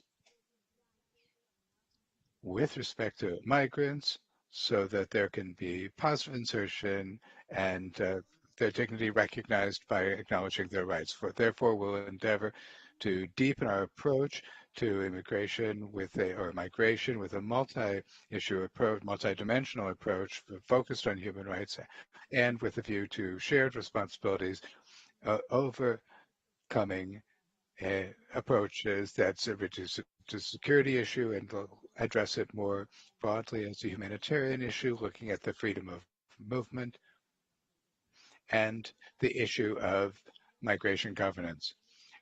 Our mandate is set out in the resolution recently adopted by the member states in Lima, which calls for receiving migrants for ensuring their social, economic, and labor inclusion so that they can contribute to inclusive growth and sustainable development. Similarly, preventing racism, xenophobia, and discrimination against migrants, and the major challenges that we face in respect of human mobility caused by the effects of natural disasters and economic degradation, also aggravated by climate change. The results of this discussion forum have been important throughout the lengthy course that it has had, and it's a challenge that the Commission continue going forward regionally to propose broad solutions to orderly and safe migration focused on actions that are in line with the priorities of the member states and those that promote urgent and coordinated actions to support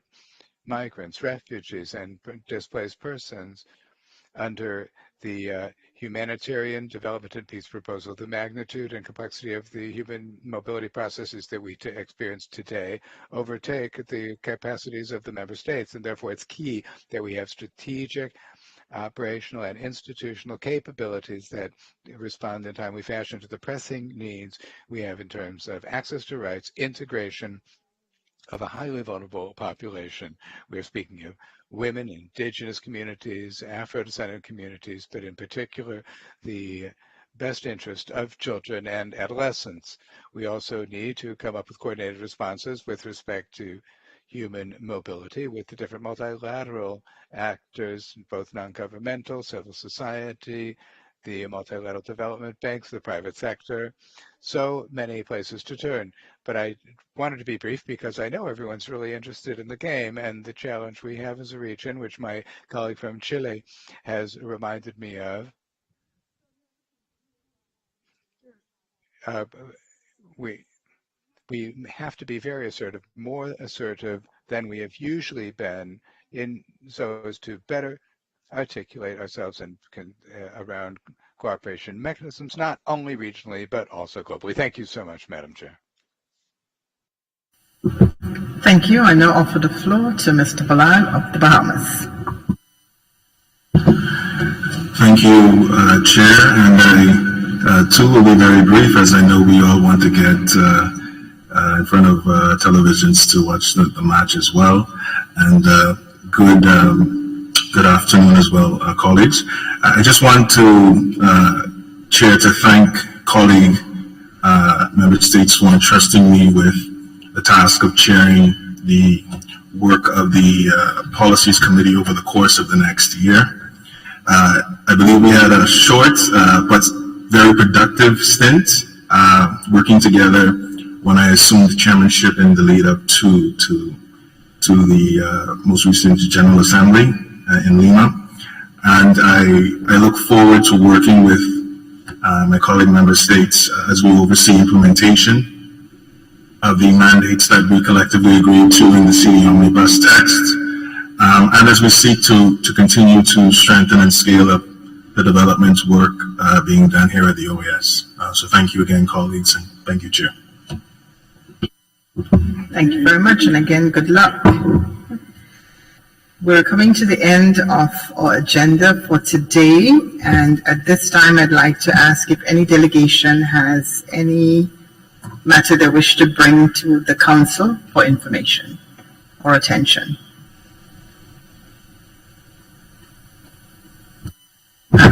Dominican Republic, you have the floor.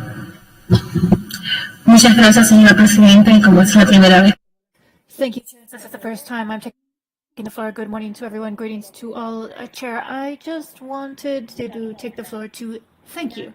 Thank you so much for all of your support, all of your devotion to this council for integral development. Thank you so much for supporting us in all of our endeavors over the last several months. We will certainly miss you, but we know that we're all in the same family and we will continue to work alongside you. Thank you once again. Thank you very much. Well, since there are no other requests for the floor, and since this is the last meeting under Grenada's chairmanship, I wish to profoundly thank all delegations for heeding my call for a new type of engagement. And you notice that we've had people calling in from the different countries to participate. Our regular meetings were well attended, and I am sure we can agree that they were very vibrant and dynamic set of meetings under the theme that's not so sexy, digital transformation. I think I made it sexy.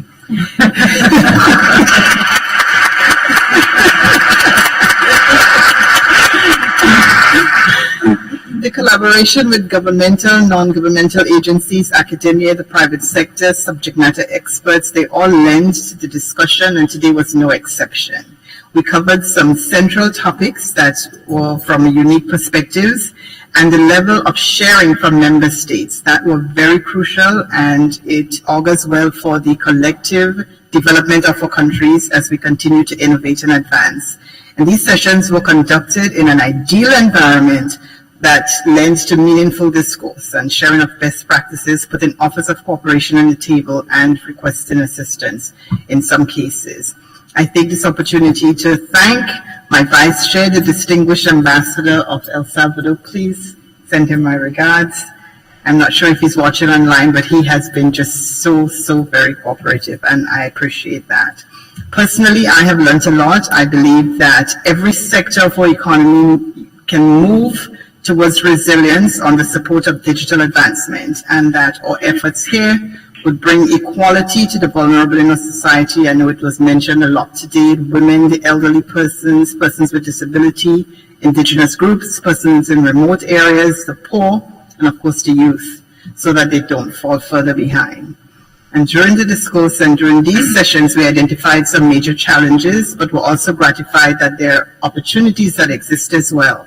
And with the guidance from SETI, I expect that we can have genuine follow-up, because the issues we discussed are directly related to integral development. And speaking of SETI, what can I say about the tremendous support of Secretary Osborne and her amazing team? And if we agree that this was a success, all of you, for your professionalism, your knowledge, and your expertise. And thank you for supporting and shoring up this very small delegation. And before I close the meeting, I will offer the floor to you, Madam Executive Secretary. Thank you, Madam Chair.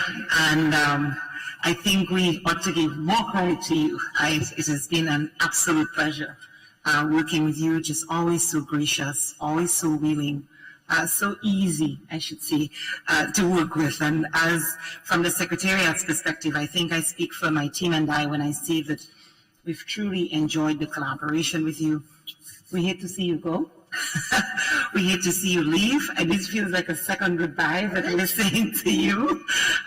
But we've truly enjoyed the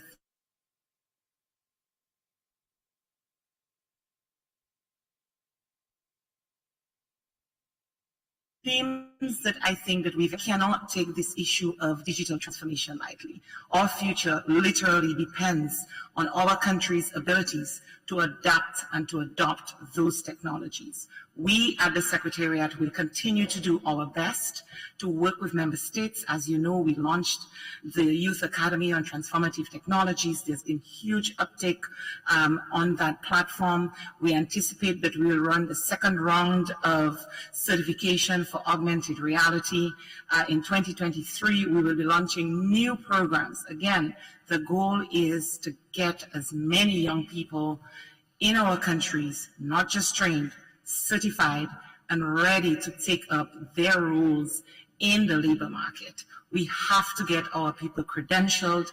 We have to get them ready to take opportunities that are available globally. It may not be in our countries, but there are opportunities that are available. That remains our goal as a Secretariat, and we look forward to the continued support of all our member states. And let me at this point, as we come to the end of the year, thank each and every member state. I love working in this region. Every time I travel to, I've met, since we've resumed having delegations in Washington, so many delegations who have come here to work with us as a Secretariat and have offered their support. And I'm always very taken aback when I hear from capitals just how much the work of SETI means to them and the impact that it's having within the context of our member states. That is what animates us. That is what drives me as a secretary to see that we are having impact. We just did the America's Competitiveness Exchange in Ecuador, and it was just so amazing to see the collaboration, the cooperation between the countries, between the private sector, the willingness and the reverence with which they hold the OAS, and the great expectation they have of this organization to deliver real results to the challenges, to help them in terms of the challenges that they face. So our work continues. We can only do this with your continued support. I am tremendously grateful to each and every member state who continue to contribute with experiences, who continue to share resources with us, whether they're human resources, technical resources, financial resources. Our gratitude to you. And as we close this year, I want to wish everyone a very Merry Christmas, and we look forward to a productive 2023 in CD. And hopefully we can all be together in the same room when we resume in 2023. Thank you so much, Madam Chair, and all the very best to you. Thank you very much. And I think all that's left for me to do is to say Merry Christmas as well. Happy holidays, joy, peace, blessings, and prosperity. And to the team that's behind the scene, I know most times people don't see you. I just want to say that, oh, the United States wanted to say something. I give the floor to the delegate of the United States. Thank you very much, Madam Chair. And I would like to have to call for everyone in this room to do a standing ovation and thanking you for the excellent work that you've done. We are grateful for everything you've done here. It has to be said that it was a very successful 6 months. And prior to the 6 months, you did an amazing job. We're going to miss you. And for me and personally, it's amazing to see a woman so powerful doing great things for the region. So thank you. So if we can do a standing ovation, thank you.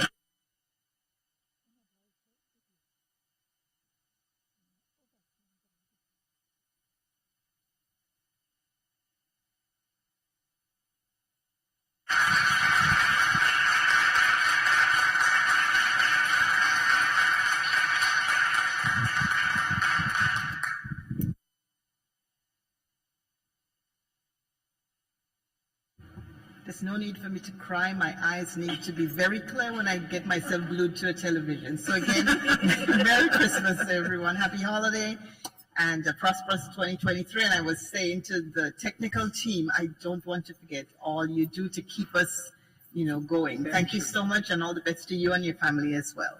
And for those who are online, those who are watching us virtually, Merry Christmas to everyone. Thank you, everybody.